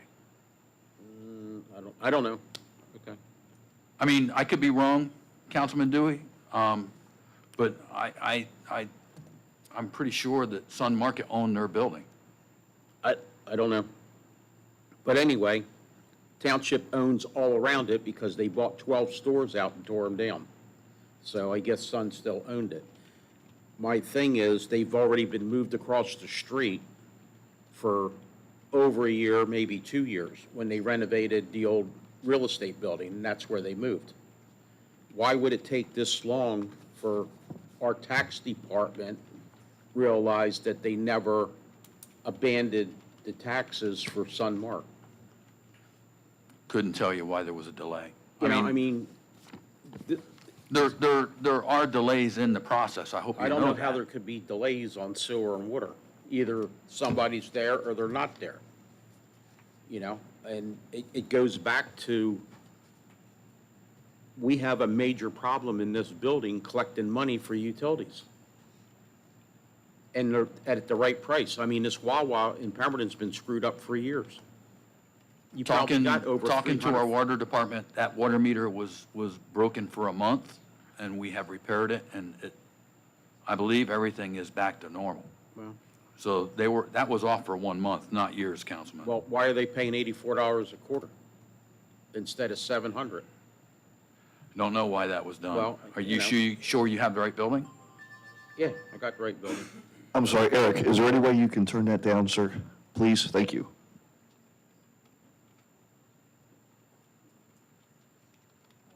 But I think there's a major problem in collecting money, you know, in this town. We have plenty of revenue coming in. We just have a terrible spending problem. But I know the Wawa owes us a lot of money. And believe me, if you get the right people in here that can figure out how much they owe in the last 3 years, Wawa couldn't write the check out fast enough to reimburse us. There's no reason to leave that money on the table. They use the water. You know, I go by there, they got sprinklers going, they got 2 gigantic bathrooms, people are in and out, they're cooking food, and I'm sure that they're burning up more than $84 a quarter Which Wawa is this? in Pemberton. Arnie's Mount Road. Yeah, I believe at the last meeting, you know, we brought this up, and we asked to have this checked out and for somebody to bring us some kind of proof that they were caught up, and if they did, in fact, need to be back charged, they were back charged. But, you know, other than verbally saying they're caught up, we haven't gotten any proof that they are paying the right rate, they've been back charged if they had to be back charged. Yeah, you know, a rule I went by for years is trust but verify. You know, you can tell me you did it, but I'd like to see the proof that you did it, you know, because, yeah, I know Danny's getting tired of bringing it up. Bring us the proof that they've all been corrected and rectified, and we'll stop complaining about it. Yeah, that's all I can say. Yeah, I mean, we just want to see that the proper revenues are coming in. You know, we all went, looked through the budget, and the water department was, you know, a little bit behind this year, and I'll leave it at that. But, you know, if we're not charging correctly, we need to get it straightened out. We're not looking to hang anybody out to dry. We just want the monies collected properly, and, you know, departments need to talk to one another. I know it's multiple departments that handle it, but they need to talk to each other and make sure everything's flowing correctly. Yeah, that's all. But it's not just the Wawa. There are other businesses that are not paying the correct amount for water, as well as multi-family dwellings that are not paying the correct amount. I have the list of all of them. I know how much, and I know what's being read. So if that's been brought to the proper department's attention, when will we start seeing back bills? You have a list? I do. Did you send it to me? I will. As soon as I get it, then we'll sit down with the appropriate people and we'll take care of it. Okay. Any other questions? We need a motion. No. With that said, I make a motion, we approve, which one was that? 190-2025. I'll second. Mr. Harper? Yes. Mr. Dewey? Yes. Mr. Ward? Yes. Mr. Doyle? Yes. Mr. Bianchini? Yes.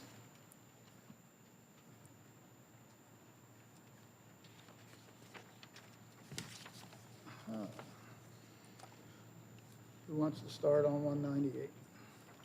Resolution number 198, 2025, amending and revising Resolution 26, 2025, appointing special counsel. Thank you, sorry about that. Amending and revising Resolution 26, 2025, appointing special counsel for the Township of Pemberton in 2025.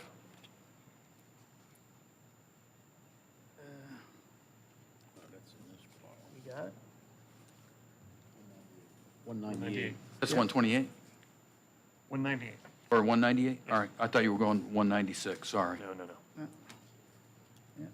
I mean, I don't know if we want to go through all the documents that go with this, but I guess to put it nicely, we found conflicts here. And that's All right. why we're going to remove them from being special counsel.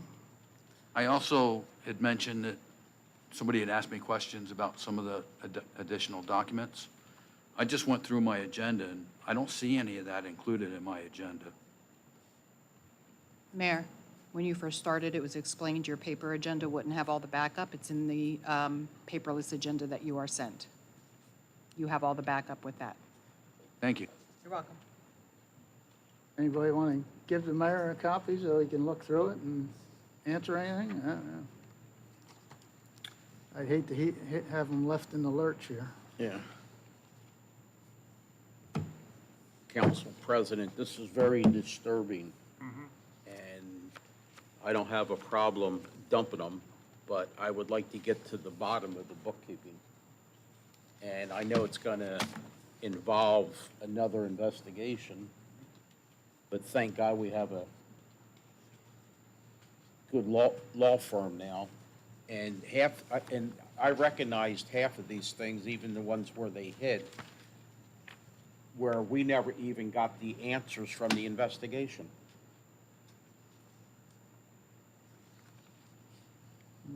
You know, I'm not going to mention names here, but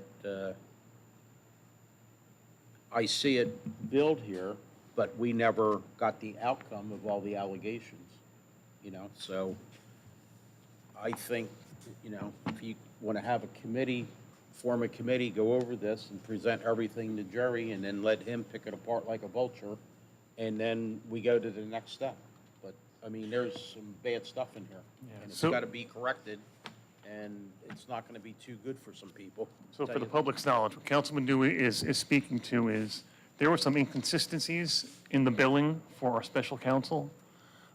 So the bottom line is, we don't feel comfortable with keeping them on as special counsel. That's the bottom line. So we're removing them. And if we need to hire another law firm to assist Mr. Dasty with other items that he cannot handle, we'll address that at that point. But right now, Mr. Dasty will be our only attorney, and he's doing a great job, so I don't think we'll have any concerns. Anybody else? Council President, and I believe earlier you said this is going to be passed on to the county prosecutor to look at?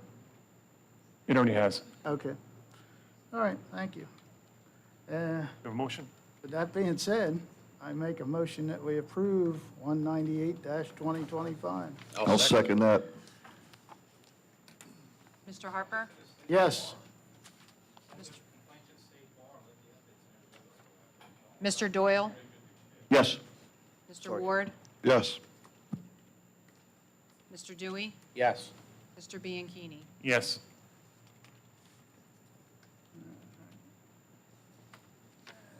Where does that bring us to next? Resolution number 205-2025, demanding that Mayor Jack Tompkins reimburse the township and its taxpayers for incorrectly providing paid vacation time to a township employee. Discussion?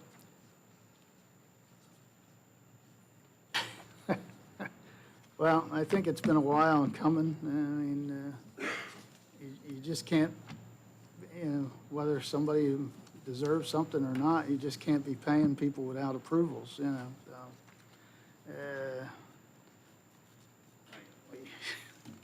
we need to rectify this situation.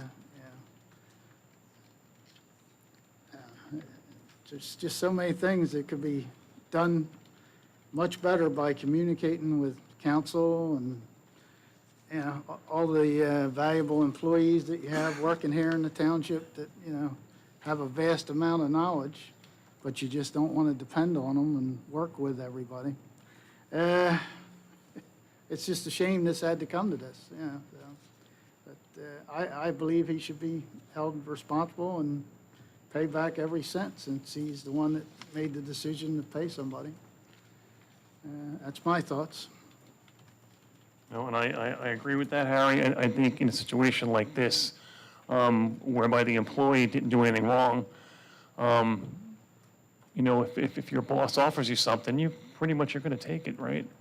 And you're going to cover your rear end by the documentation and using that as your proof that you were granted that approval. But there's a process for that, and the process wasn't followed. And it wasn't the employee's fault. So we're holding the mayor accountable for that.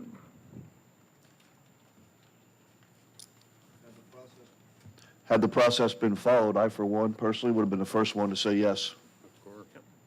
As we've done in the past with other issues, awarding employees stipends for doing things above and beyond their job that still haven't been approved, and have been approved but still haven't been paid. Well, if I can throw my 2 cents in.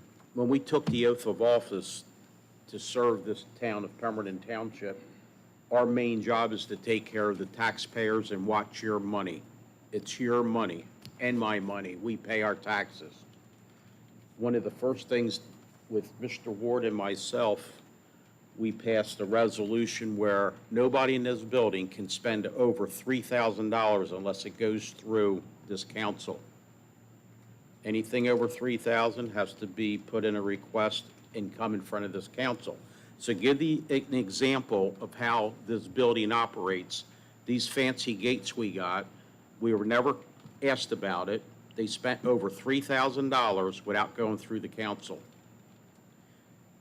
Now we have another office over there, or whatever it is, the old recreation, and somebody made a decision to buy a $2,987 smart TV that I looked up the serial number, the model number, I went online, and it was available for $999, but we paid almost $3,000 for it. Nobody came to the council for the TV. It was under the $3,000. This is the game that we're playing, okay? And then they renovated the office without going through the council. It's the taxpayers' money. It's not the administration's money. It's got to go through council. So there's 2 more violations that occurred under this administration, and it's got to stop. We're here to take care of the taxpayers. Our second job is to make sure that the employees in this building have a good working environment. But the taxpayers come first, then the employees. And we're trying to do everything we can to make the working environment in this municipality better than what it's ever been.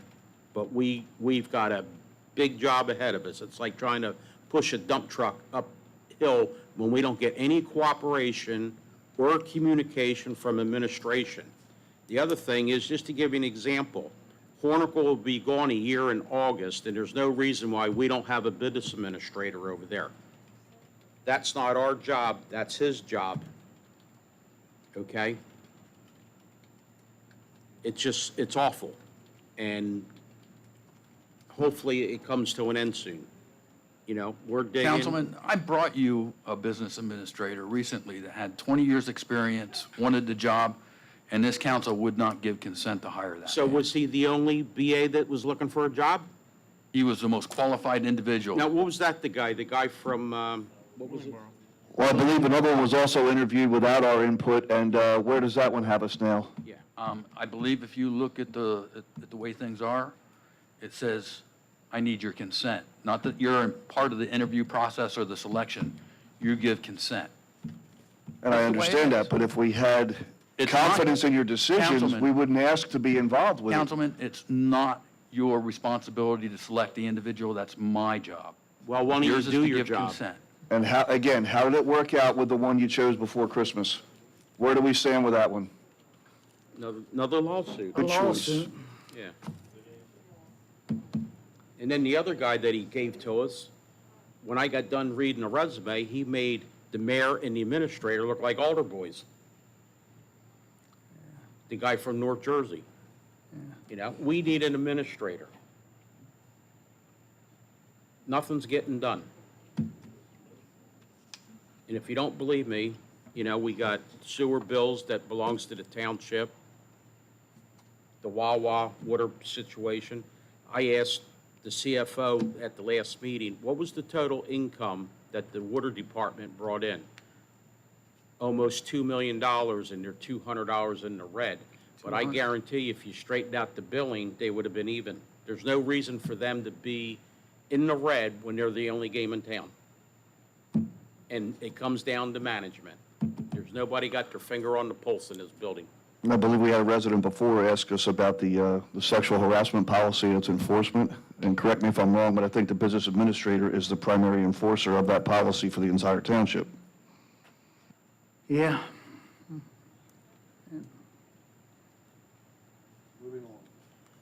We have a motion? Make a motion to approve 205-2025. Second? Mr. Doyle? Yes. Mr. Harper? Yes. Mr. Dewey? Yes. Mr. Ward? Yes. Mr. Bianchini? Yes.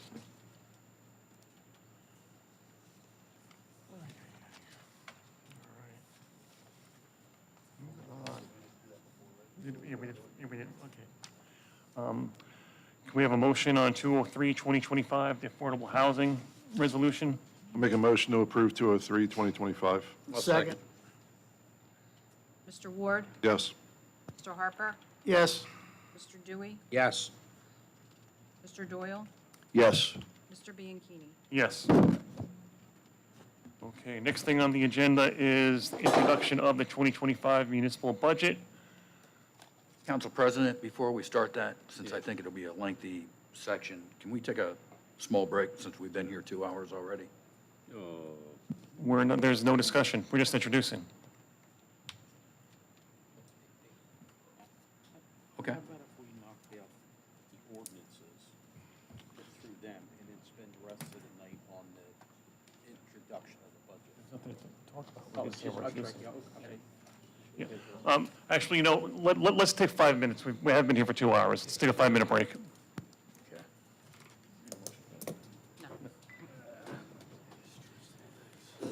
How you doing there, buddy? I'm sorry. Need another water?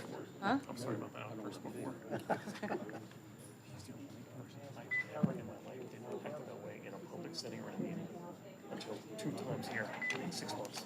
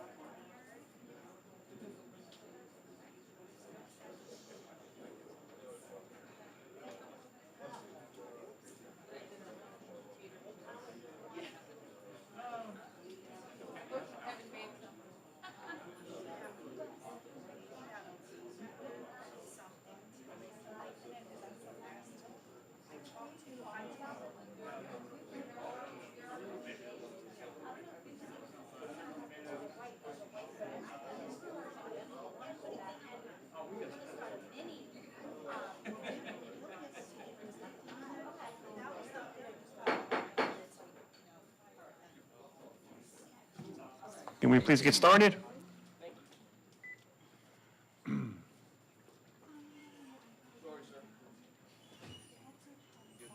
Don't worry, we'll wait. Okay. All right, before a break, as I stated, Resolution 204, 2025, introduction of 2025 municipal budget. We will have public hearing on that and hopefully adoption at our next meeting on July 16th. There will be a presentation that night as well. July 16th.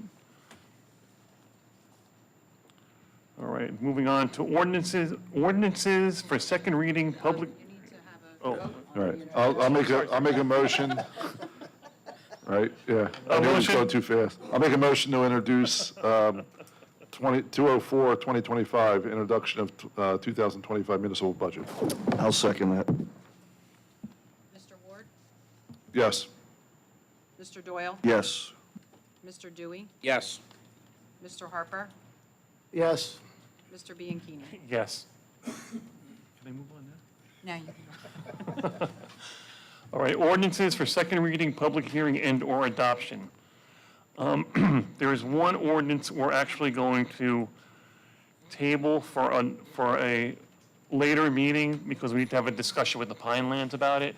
Do we have a motion to table that? Ordinance 9-2025? do you want to still have public talk about it?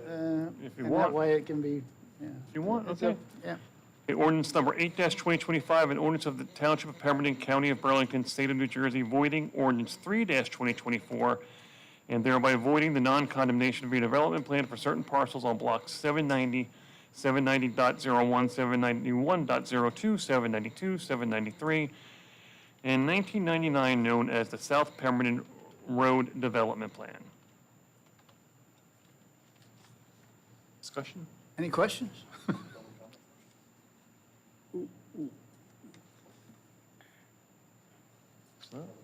Yeah, but nothing. No public comment? I make a motion that we approve ordinance 8-2025.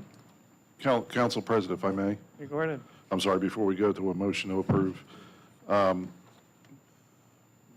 only piece of, that I'll say this evening in regards to these, and even though we're tabling 9 and 10, is my hope is genuinely that we have a plan to put in place as we remove these ordinances, and council understands that, and the planner of the township, whoever it may be or is, has a plan to put something in place rather quickly.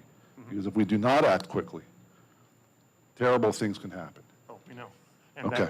that's one reason why we're having these further discussions on that So ordinance. hopefully the master plan that I've been calling for the past 2.5 years, somebody said that it was going to be done last October and it wasn't. Those things and different plans for these 3 items come into play very, very quickly. Yep, Thank you. are correct. Mr. Harper made a motion. Need a second. We need a second on the motion.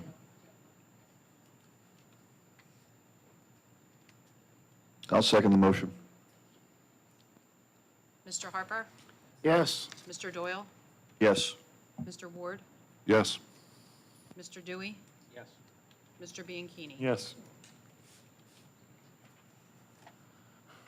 Ordinance number 9-2025, an ordinance of the Township of Pemberton, County of Burlington, State of New Jersey, voiding ordinance 23-2018, and thereby voiding the redevelopment plan for property known and designated as Rowan College at Burlington County, AKA Block 843, Lots 1 and 10, and Block 843.01, Lot 1.01. As Mr. Harper had said before, Mr. President, I'd like to make a motion until we hear back from the Pinelands the information that we're requesting that we table this till the next meeting, July 16th. yeah, I'll second that motion. Mr. Doyle? Yes. Mr. Harper? Yes, Mr. Dewey? Yes. Mr. Ward? Yes. Mr. Bianchini? Yes.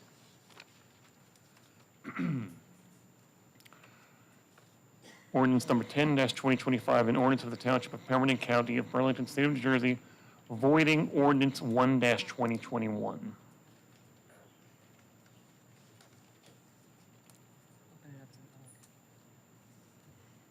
Comments? There she goes. The mic's all right at the right height for you. Okay, that's bad. I would just like to point out and overemphasize exactly what Councilman Ward said. With both 8 and 10 being approved and the voiding of the redevelopment plan, you guys got to jump on that master plan really quick. Because if the master plan is not completed before the end of the year, you're kind of opening up Birmingham from the time these get voided, for developers to actually even come in, not having anything in place. So either you kind of like slip something in place there to hold us over until the plan's done, because the plan, we've been waiting on this for what? A very, very long time, and it could take longer. I mean, I did go to the last planning board meeting, and I was kind of rest assured that it was almost all completed, and, they were working on it, and they already knew what they were going to do with some of the major areas. But we need to get it done sooner than later, because Mr. Ward is 100% correct. There's going to be a gap there, and a gap that can potentially harm Birmingham.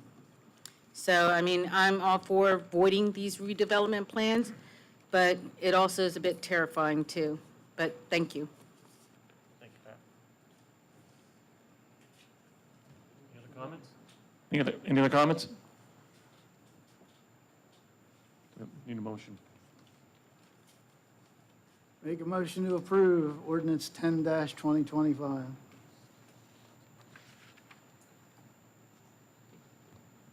I'll second. Mr. Harper? Yes. Mr. Doyle? Yes. Mr. Ward? Yes. Mr. Dewey? Mr. Bianchini? Yes. Ordinance number 12-2025, an ordinance of the Township of Pemberton, County of Burlington, State of New Jersey, accepting conveyance of vacant property located at Block 364, Lot 30, Pemberton Township, New Jersey. Comments?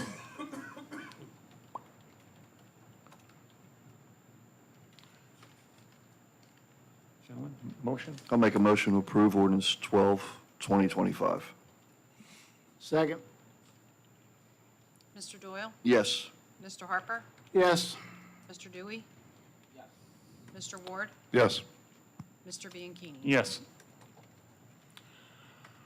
Ordinance number 13-2025, an ordinance of the Township of Pemberton, County of Burlington, State of New Jersey, amending and supplementing Article 3 entitled Consumption in Public Places. Comments?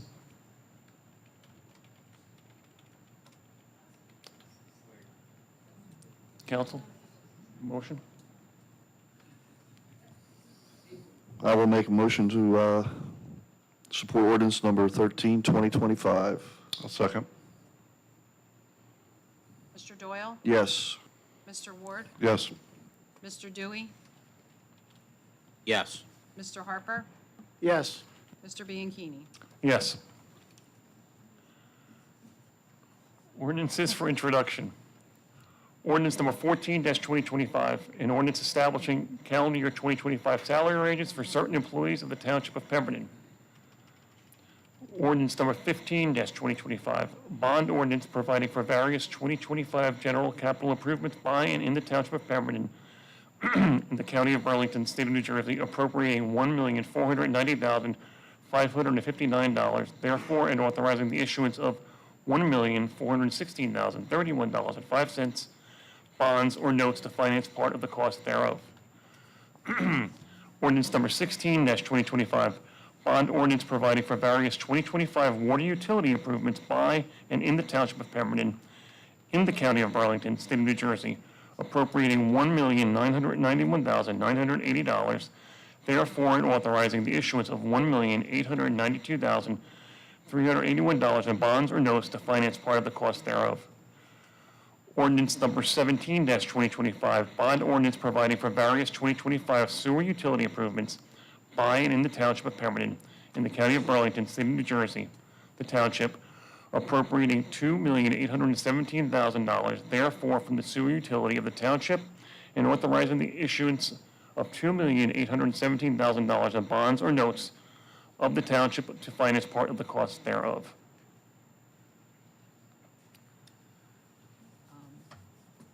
You're going to have to vote on these separately. I don't think you can do introduction altogether, so. All right, do we have a motion on ordinance number 14-2025? Make a motion to approve 14-2025. Or introduce 14-2025. When would be the next meeting? July 16th. For second reading on July 16th. I'll second that. Mr. Harper? Yes. Mr. Doyle? Yes. Mr. Ward? Yes. Mr. Dewey? Yes. Mr. Bianchini? Yes. We have a motion for ordinance number 15-2025.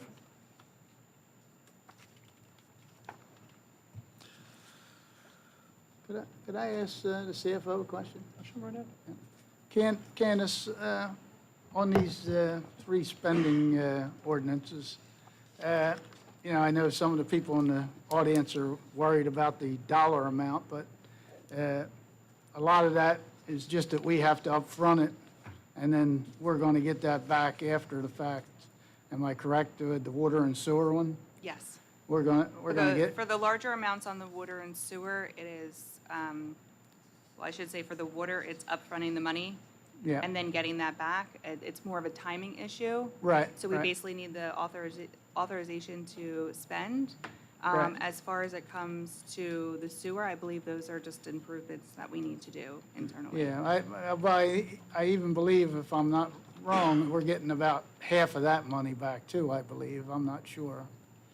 I'm not sure. I would have to talk to DPW about Yeah, that. okay.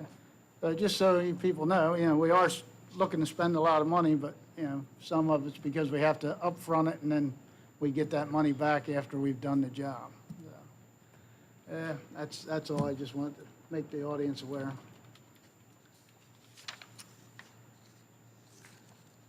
I guess with that, you're looking for a 15, make a motion that we approve the first reading of this with the second reading for July 16th also. I'll second. Mr. Harper? Yes. Mr. Doyle? Yes. Mr. Ward? Yes. Mr. Dewey? Yes. Mr. Bianchini? Yes.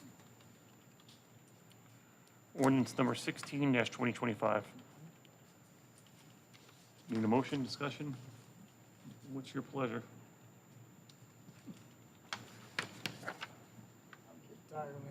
You say Danny Shy dinner? No, I gave up.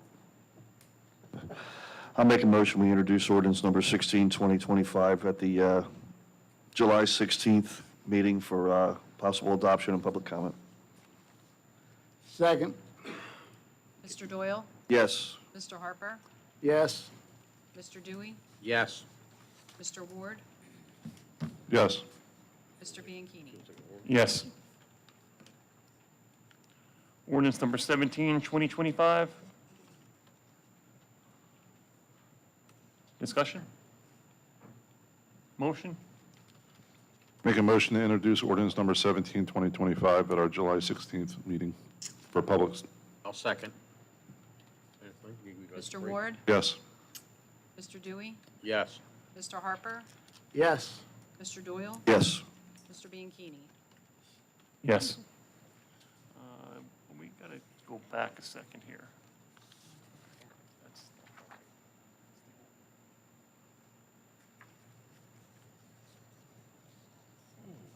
I don't even know what the hell they did with it.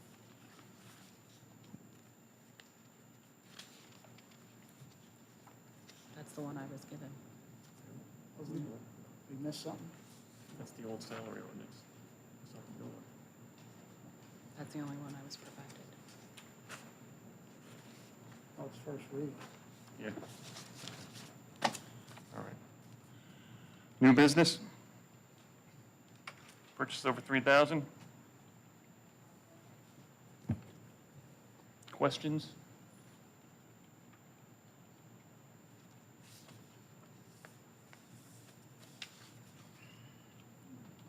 motion?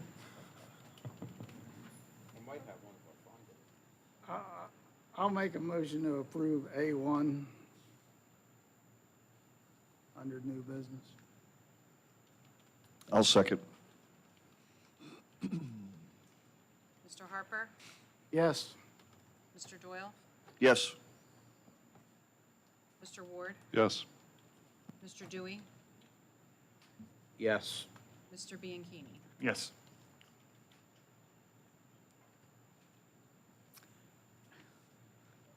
I'll gladly make a motion to approve A2 and A3. I'll second. Mr. Harper? Yes. Mr. Ward? Yes. Mr. Doyle? Yes. Mr. Dewey? Yes. Mr. Bianchini? Yes. New business A4.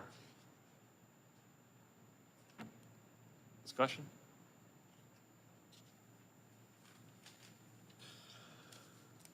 Since there's two of them, can I make a motion, sir, on both of them at the same You time for the certainly police can. department? I'd like to make a motion, we approve A4 as well as A5 for that evidence purge we discussed about earlier. I'll second. Mr. Doyle? Yes. Mr. Ward? Yes. Mr. Dewey? Yes. Mr. Harper? Yes. Mr. Bianchini? Yes. New business B, special use permit. Authorize outdoor flower sale by BSA Troop 22G for the sale of fall mums at K&B Bagels in Brownsville Shopping Center parking lot on September 27th and 28th and October 4th and 5th of 2025. Discussion? The only question I have on this, Council President, is the fact that they want to use the Browns Mills Shopping Center parking lot at a time where it might be under construction. I doubt that. We do not know for sure, but we can't really approve giving them the use of that parking lot if we don't know what's going to be going on there at that time. Which one are you talking about, for October? Either one. September or October. Okay, Yeah, okay. because I don't know when the settlement date was scheduled to be. Do you know that, They Mayor? don't even have approvals.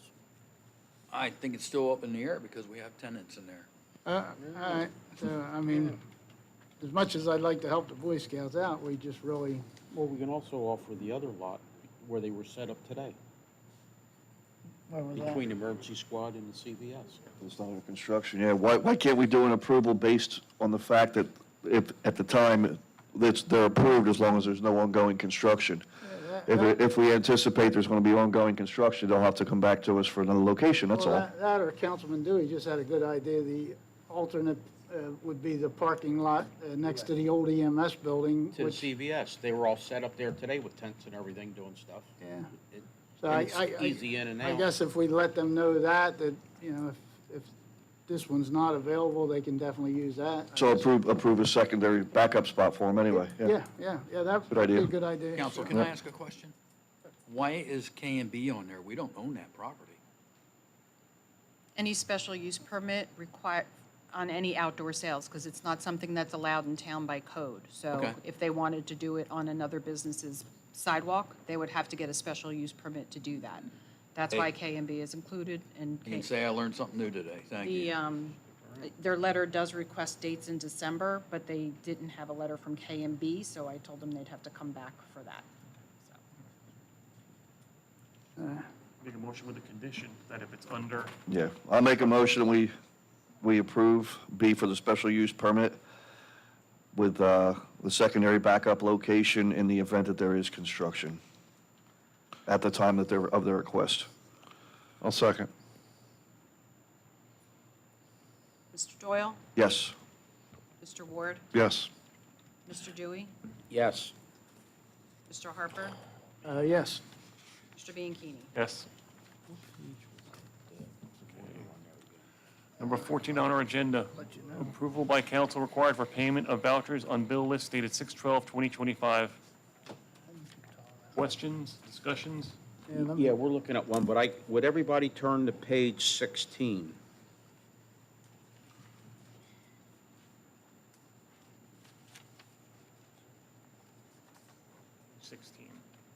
On your bill list, the big one?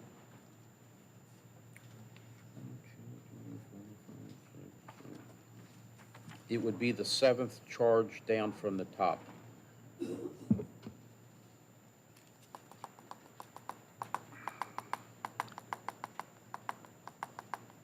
16 or 17? Page 16. The cell phone reimbursement? Yes. So I don't know what this policy, do we reimburse these employees, what, every quarter for their phones, personal phones, or is this our phone that we're reimbursed? I don't know how it works. I'm probably not allowed to ask who the employee is, but Well, some of our employees do have phones that they get reimbursed for. I'm gonna. okay, you got a lot of, I mean, there's a whole bunch of 240s on here. I believe it's every 6 months, they get $240. It's Okay, in but their what happens if contract. they haven't been here since they went out on leave, and they haven't been here from January till today? Yeah, it's I contractual. mean, it's petty, but I'm just looking out for money. No, I understand. So I don't want to answer that one because Well, am I right or wrong? I understand what you're saying, Councilman, but it is in the contract, so I'm assuming that it's It is a contractual. contract. Yes. Well, I'd like to, can I get a job here? Want to be the business administrator? Yeah, hasn't been here, all this year so far, and I don't know when they went out last year. We're But getting too close to being able to identify the employee, so let's kind of, No, I'm not identifying. no, I know you're not, but if people can put things together, so let's, 240's 240. well, I agree. We could approve it without approving that. Huh?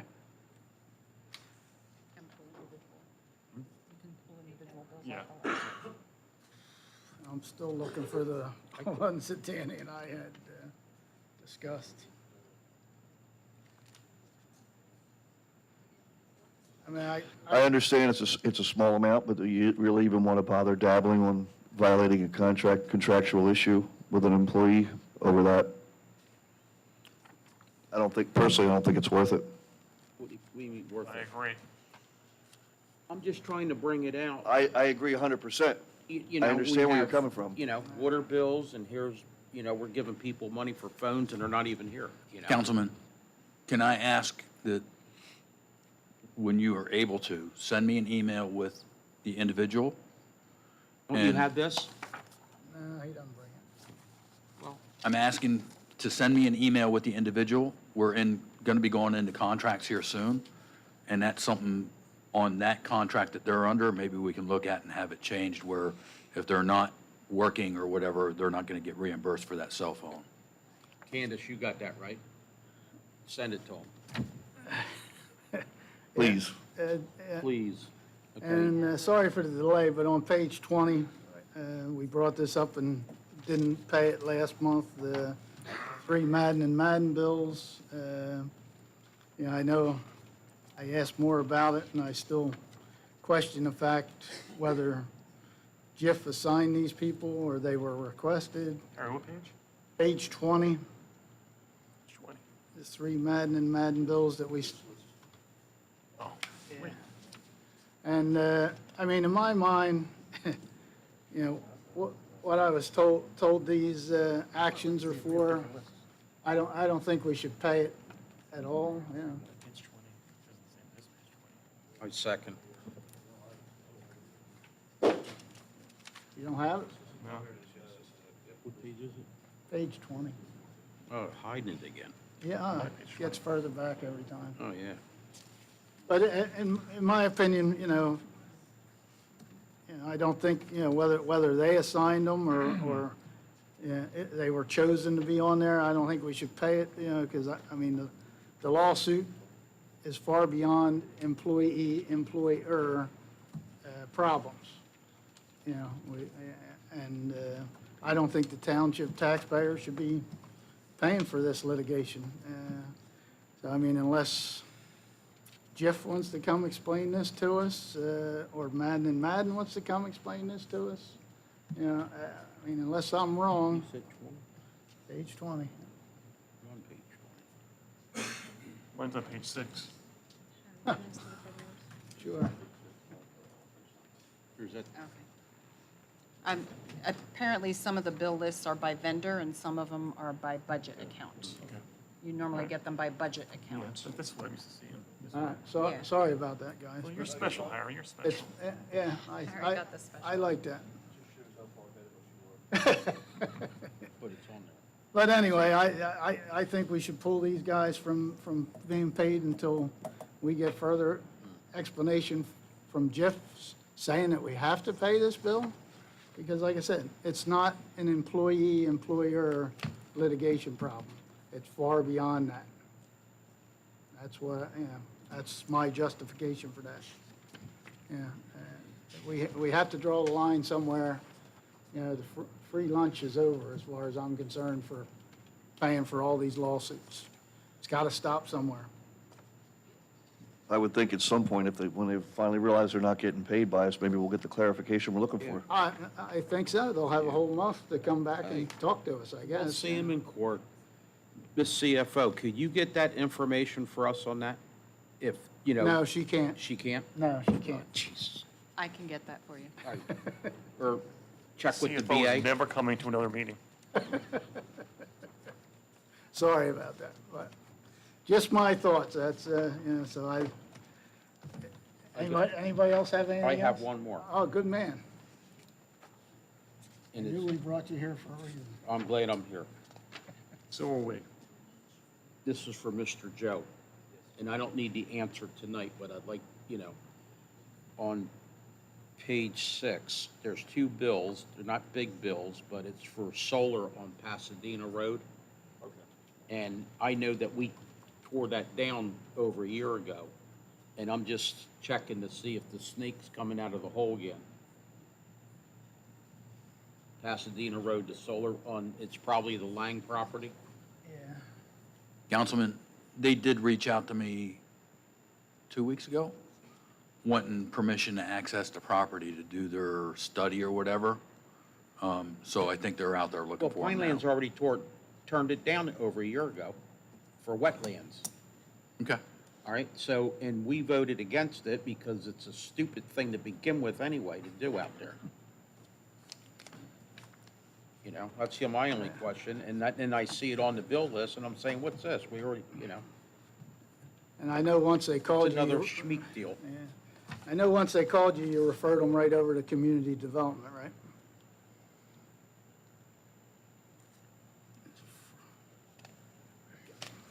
Other than that, So we're not paying which one? The two?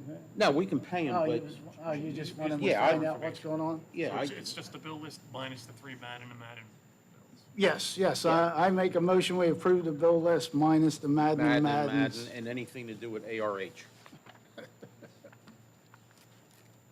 there a second? I'll second that. Mr. Harper? Yes. Mr. Doyle? Yes. Mr. Ward? Yes. Mr. Dewey? Yes. Mr. Bianchini? Yes. All right, solicitors report. Seeing as I'm just standing in today, I don't have much. Just thank you to the board for being so kind to me tonight. Thank you for the public. You guys fight fiercely for your town, and it's very refreshing to see. Thank you. Mr. Mayor, anything? I attended the fishing derby 2 weekends ago, I think it was. I was real happy with what happened there. It's an opportunity for our families and our kids to get together, enjoy a little bit of nature. We had some kids there with their families, and I think one young man of about 3 or 4 years old brought up probably close to a dozen fish. It's a really good event. I'm happy the township supports it. It does give an opportunity for our families to get together and enjoy the nature we have around here. You did approve a couple of resolutions here tonight. I wanted to point out, I do think that you exceeded your authority, and I am checking into that right now. Hopefully, I'll have more for you at a later date, but I do believe that some of the resolutions you passed tonight, you didn't have the authority to do. You want to be a little more specific on which ones? No. Not at this time. Okay. Is that all? Dan? Yeah, I have a few things, and I'm glad you brought it up about the fishing, Jack. Been here my whole life. We got the most beautiful lake anywhere in New Jersey. And it's a shame that we don't take advantage of it. In the summertime, there should be sailboats out there, kids canoeing, rowboats, fishing.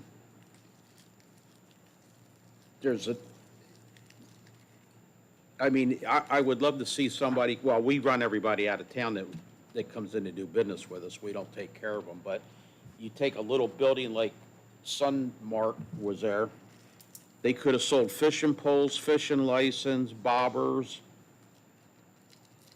anything to do with hunting and fishing, and they'd be very successful. We got more fish in that lake than half the lakes in New Jersey. It's a beautiful lake, and why we don't advertise our lake. You could bring more people in this town, and, they wouldn't be able to get their feet fixed or do any laundry, but they could sure come use our lakes. But I want to thank everybody for coming. I'm a little banged up right here, but I was glad I didn't want to miss this one because I miss you guys. But thank you for coming, and we'll keep fighting for you. You're up.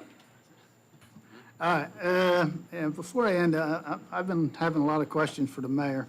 I know back in closed session, we spoke a little bit about the KHOV with the rollback on the taxes and stuff.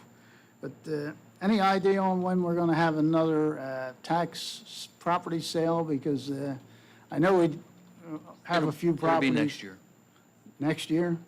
Yeah, so one clubhouse is going to be $35,000 in back taxes before we sell that one?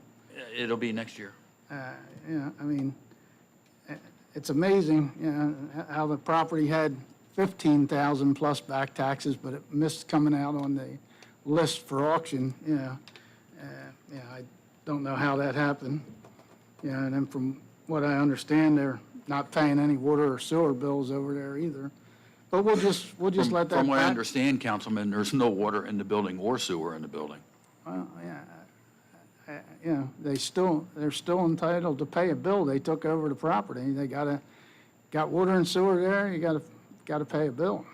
But we'll just let that go with another whole year without being taxed. We just sat here and told the taxpayers how we got to borrow $6.5 million to do projects, but you won't let the proper departments do their due diligence and collect revenues for water, sewer, property taxes. It's amazing. I mean, we sit here week after week, trying to do what we can do, and you just do what you can to, slow progress up.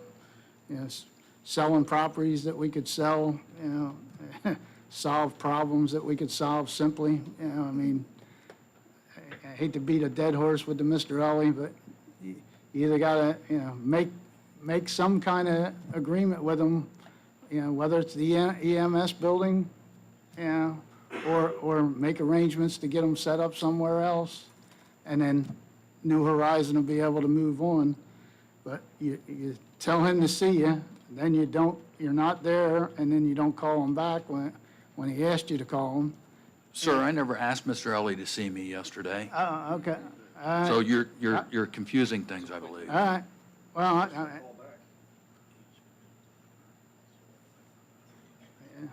I mean, that's just, one of those things, if they're being told wherever he goes to pay his rent that the mayor said, we're not allowed to collect your rent, then who's he going to come see? The mayor. But if the mayor's not in, I know you're here 10 hours a day, you tell everybody. So you're saying I can't take lunch when I'm here? No, I'm not saying that. Is that what you're trying to imply? I'm saying they said. I mean, I told you earlier I went to lunch. I'm allowed to go to lunch, right? Yeah, I know. You've been out to lunch for quite a while now. Yeah. I got to earn that $1 a year that you're paying me. That much? They're overpaid. Yeah, I know. I mean, I know you tell people you're here 8, 10 hours a day, but, I think, it's hard to people believe you when you say, it's hard that you believe that when you say it, I'm telling you. But it's just, there's things that can be done to resolve a lot of problems here, and you just put up blockades.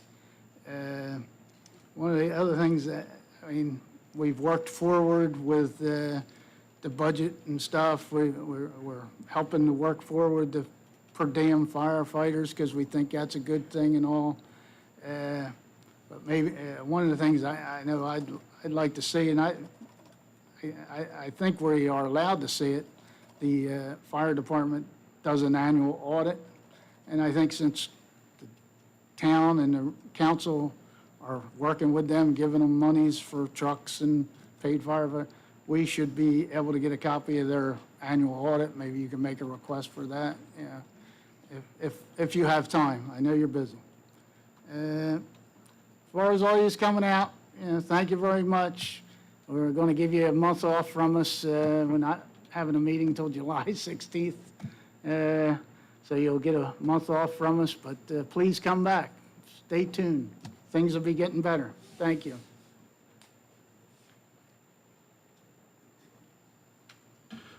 Just want everybody to, that stuck around, thanks for sticking around. I hope everybody has a very happy 4th of July.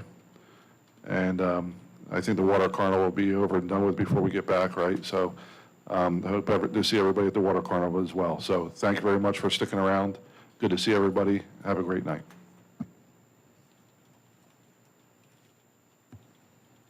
Start off with a happy belated Father's Day for all you fathers out there. I hope it was enjoyable and peaceful. I know mine was. The only comment I'm going to make tonight is just the deep sympathy I have for Mr. Ely. To see that man walk in this room every night just pains me because I know why he's here. And a man at that age with that much dedication to this town shouldn't have to go through what he's going through. We own all the property there. Property lines can be easily moved by shuffling some paperwork office to office and changing property lines to make that piece of property accommodating for that gentleman, for one of our business owners, one of our dedicated business owners. I wouldn't hesitate to think, but by this time, he could probably be up and running, if not close to it, and we could probably have broken ground already on the biggest project and eyesore that we have in this town that we just keep waiting on and waiting. And I'm sorry, but when you can do right by the residents, by getting them a continued service that they're going to be shorted by, and you can help a local businessman who's been dedicated to this town, and to my knowledge, I've never seen a tax lien on his property.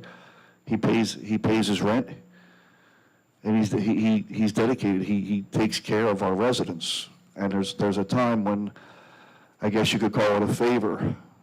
Favors should be returned. That man takes care of the schools and the military, as he said. It's time for us to take care of him. And I do believe if we could do something there, he'd get a solid 5-0 vote up here to move forward. I hope you all have a good night. And again, thank you for sticking around with us to the end. Greatly appreciate it. First, I'm going to start off, I'm going to apologize to the residents, to council, Amy, Joe, for my outburst earlier. That was unprofessional. Called for, but unprofessional.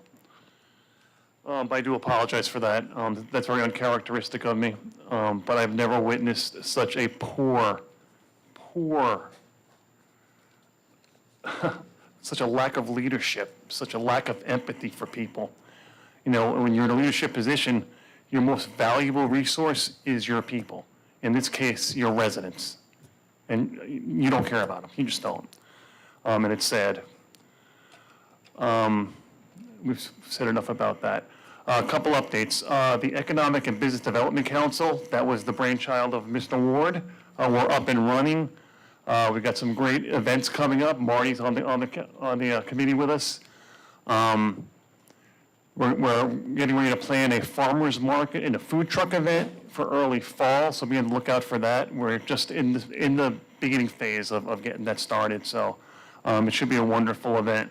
We got a great team. Aside from that, you know, to echo what Perry said, you know, Mr. Ellie, it's, you know, how do you treat somebody like that? You know, you don't. You just don't. But some people just don't care about other people.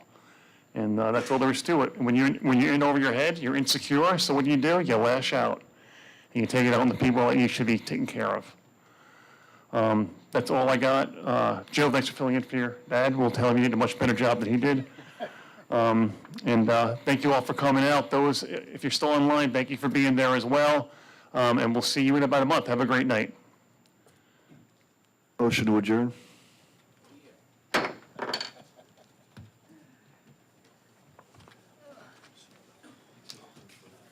Thanks for that, Joe.